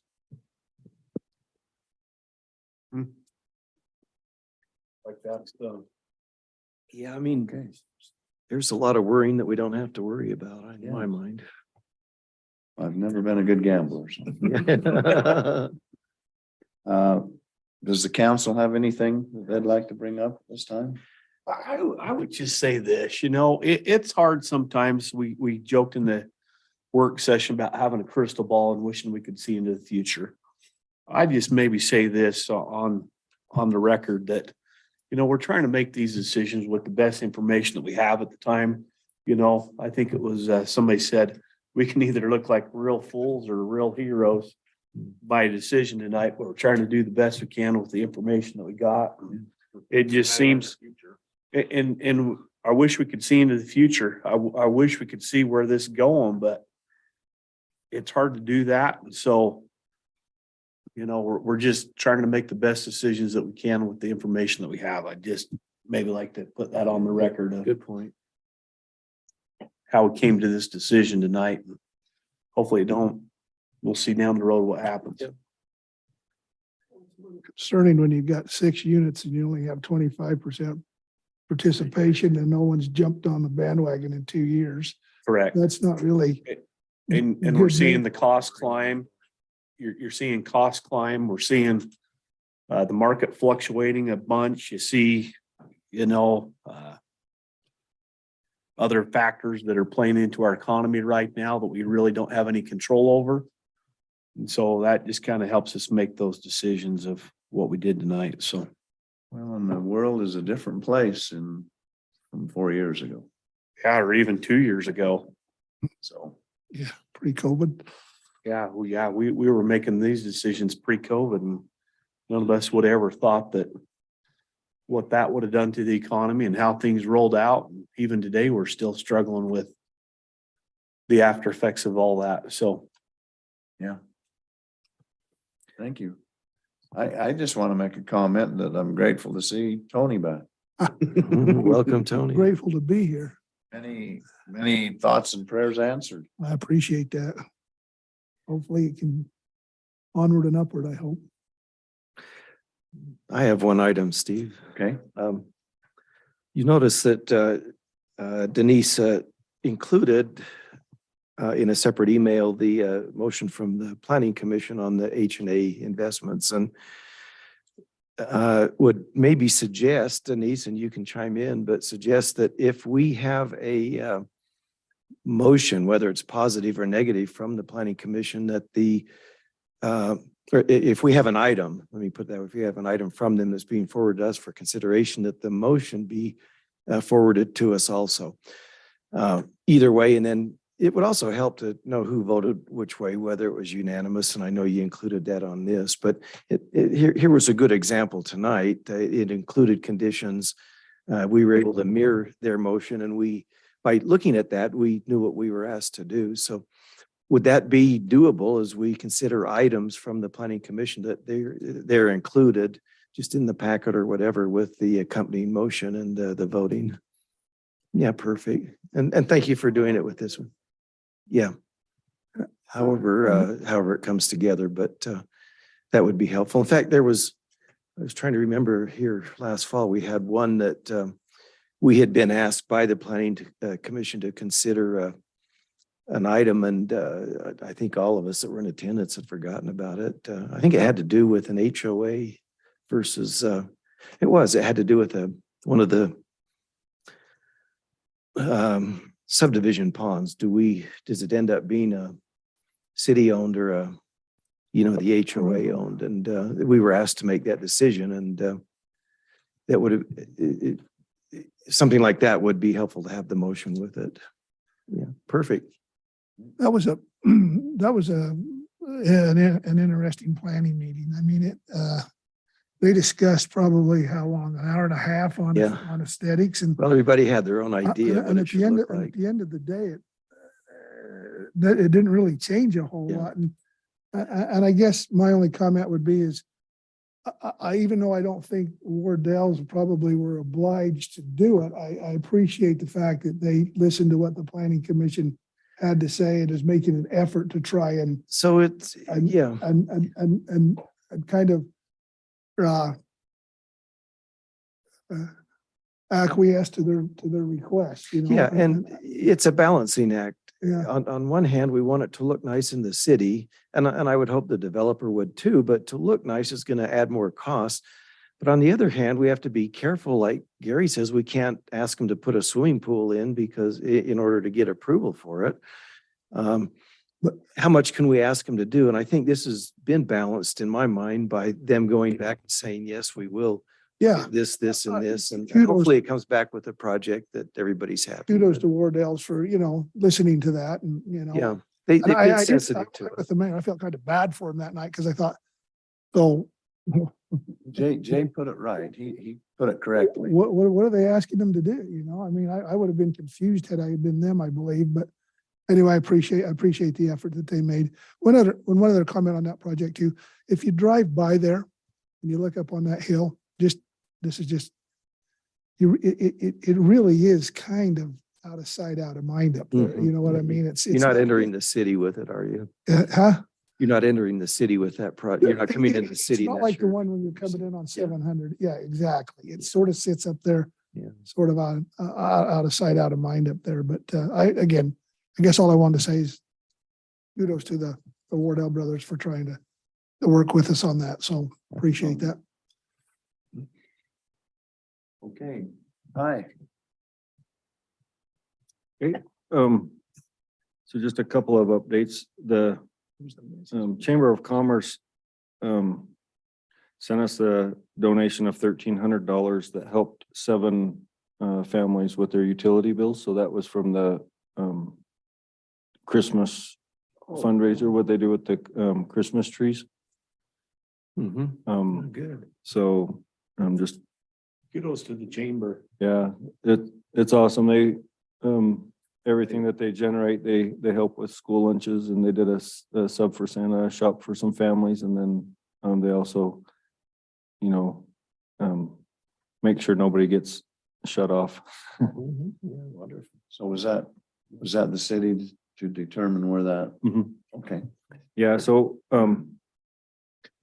it's just $1,300, but, just Stephanie and, just some office staff went through not all of them were necessarily on shut off notice, or whatnot, just kind of evaluated people that they know had been having some hard times and struggling just through the communications that they get, just working with people. So Great. it's good. Now you know what the check's for. Yeah, exactly. Yep. Then we're remodeling the shop over there at the building to basically build a locker room. It'll include lockers and clean up the shop area. Shopware. The Public Works building. So it's on 125. 125. forgot the name of the Across from Williams. street. Yep. So it's an internal project. Our guys are doing a lot of the work. Perfect. It's just one of those winter projects and it'll really make the space a lot more functional. Redo the bathroom, has heating and cooling options that they just had a window mount air conditioner before and just make that space a lot nicer. And then downstairs, we're also Denise has designed a whole records room. She's doing a great job cleaning up all of our records. And gonna secure our rooms, and it'll have some shelving and a work area. But just one more access point. And so that's a heavy project to scan and then also preserve records that need to be kept. And the ones that don't need to be kept are going to be digitized and scanned and then refiled. Right now, it's been kind of a dumping ground, if you want to call it that. So the records will be under security. Mhm. Yeah, it's always kind of been, I mean, but now that we have IT people and people working on our servers and SCADA and all of that, it's introduced, non-city employees to the space, but it also cleans it up and makes a much better use of space. Most of our shelves down there are just those plastic. Costco shelves. Yep.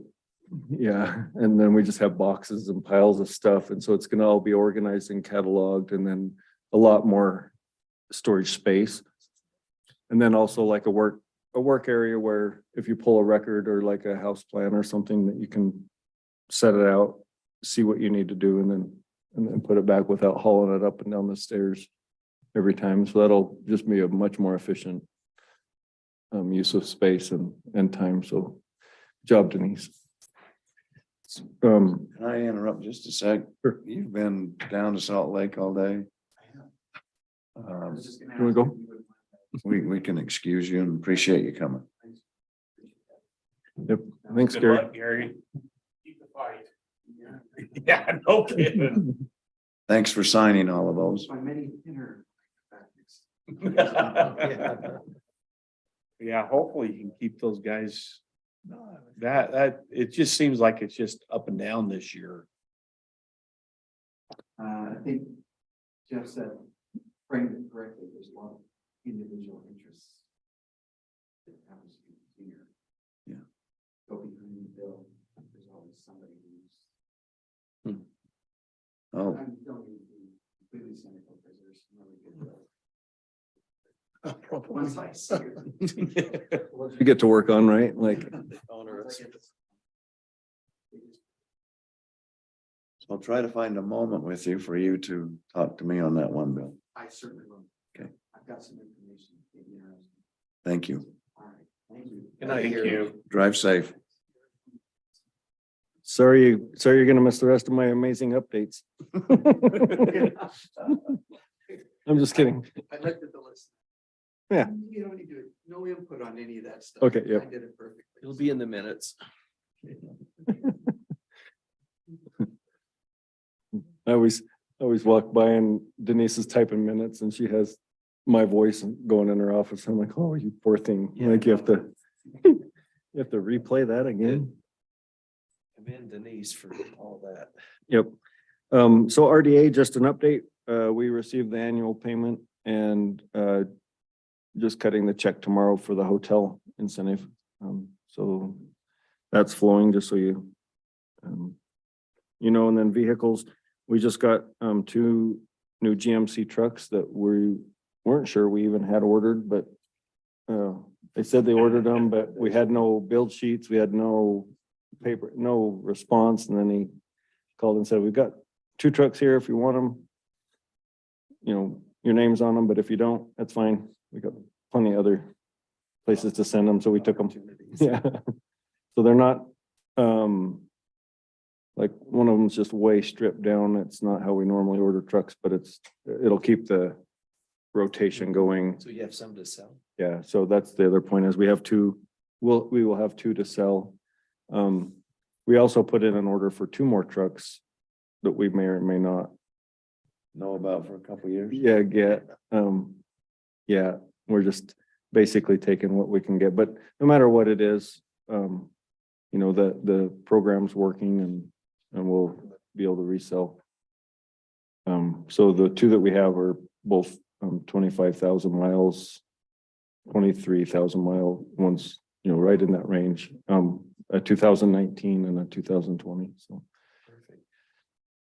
So we'll have that committee meeting to go through that process, and then The nice thing is the state CPA seems to fleet fund. think okay of what we're doing. Is that, I've never heard him say anything negative on the program. yeah, no, he just, same thing. It's like, well, you have some activity because you bought Yeah.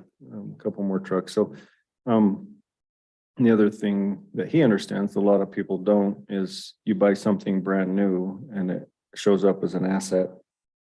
So on your balance sheet, your assets are higher, and if you don't and things depreciate, Yeah. you're Your not. asset goes up, but your cash goes down. Yeah, so it's not, Should be a wash. yep. So anyway, just keep. Yeah. I remember our stuff I remember the days before that program was initiated, and we're much better off today. We're much better off than we were before that was initiated. So You've thank you, exported Ty. the program to other municipalities, haven't you? I've been asked about it. It definitely works. So I even had a vendor try and sign us up for their program, and I said, that's exactly what I do internally. Oh, so you've got it figured out, and he's can't help you here. And it's like, no. And it was pretty funny because it was like almost literally, it's like, you just keep them for like 3 years, and I'm like, yep, that's pretty much what we do. Keep them under warranty. And then just the final thing that just happened, and so it's not on the list, but we did receive the water right deed, warranty deed for the North Morgan. So we've closed on the property, and now we have the warranty deed. So just the final touches to record it. Mason has the paperwork, correct, Denise? And he's reviewing that. And then, so we'll just start signing the contracts with the individuals. Yep. So how does that happen? Do you hand it to them, all of the contracts, and they collect? No, each Denise facilitates, but each individual shareholder comes in, and Denise is also a notary, and we're just getting the contract finalized before we bring them in. So it's the same contract. And we're ready to. No more word on the billing that they send us? Any more word on that? Nope, and that was outside of the agreement anyway, and so there's always potential that, that We have to deal with it. that could surface again, but won't go anywhere, so just Good. all indicators are that we're just moving forward, so I think that's all I have, Mayor. Good report. Okay. Thank you, Ty. Okay, appreciate it. Just since it's praise everybody night, Denise makes the mayor that doesn't know much, puts these red notes in here so I know what to say. I just want to publicly thank you. And I have a comment I probably shouldn't say, but the crystal ball comment. I went through mediation with a retired judge, and then on the back of his desk on one side, he had an actual crystal ball. And on the other side, a set of scriptures. And so I was like, I should have called him. But anyway. What's that? Okay, well, adjourned. Yeah.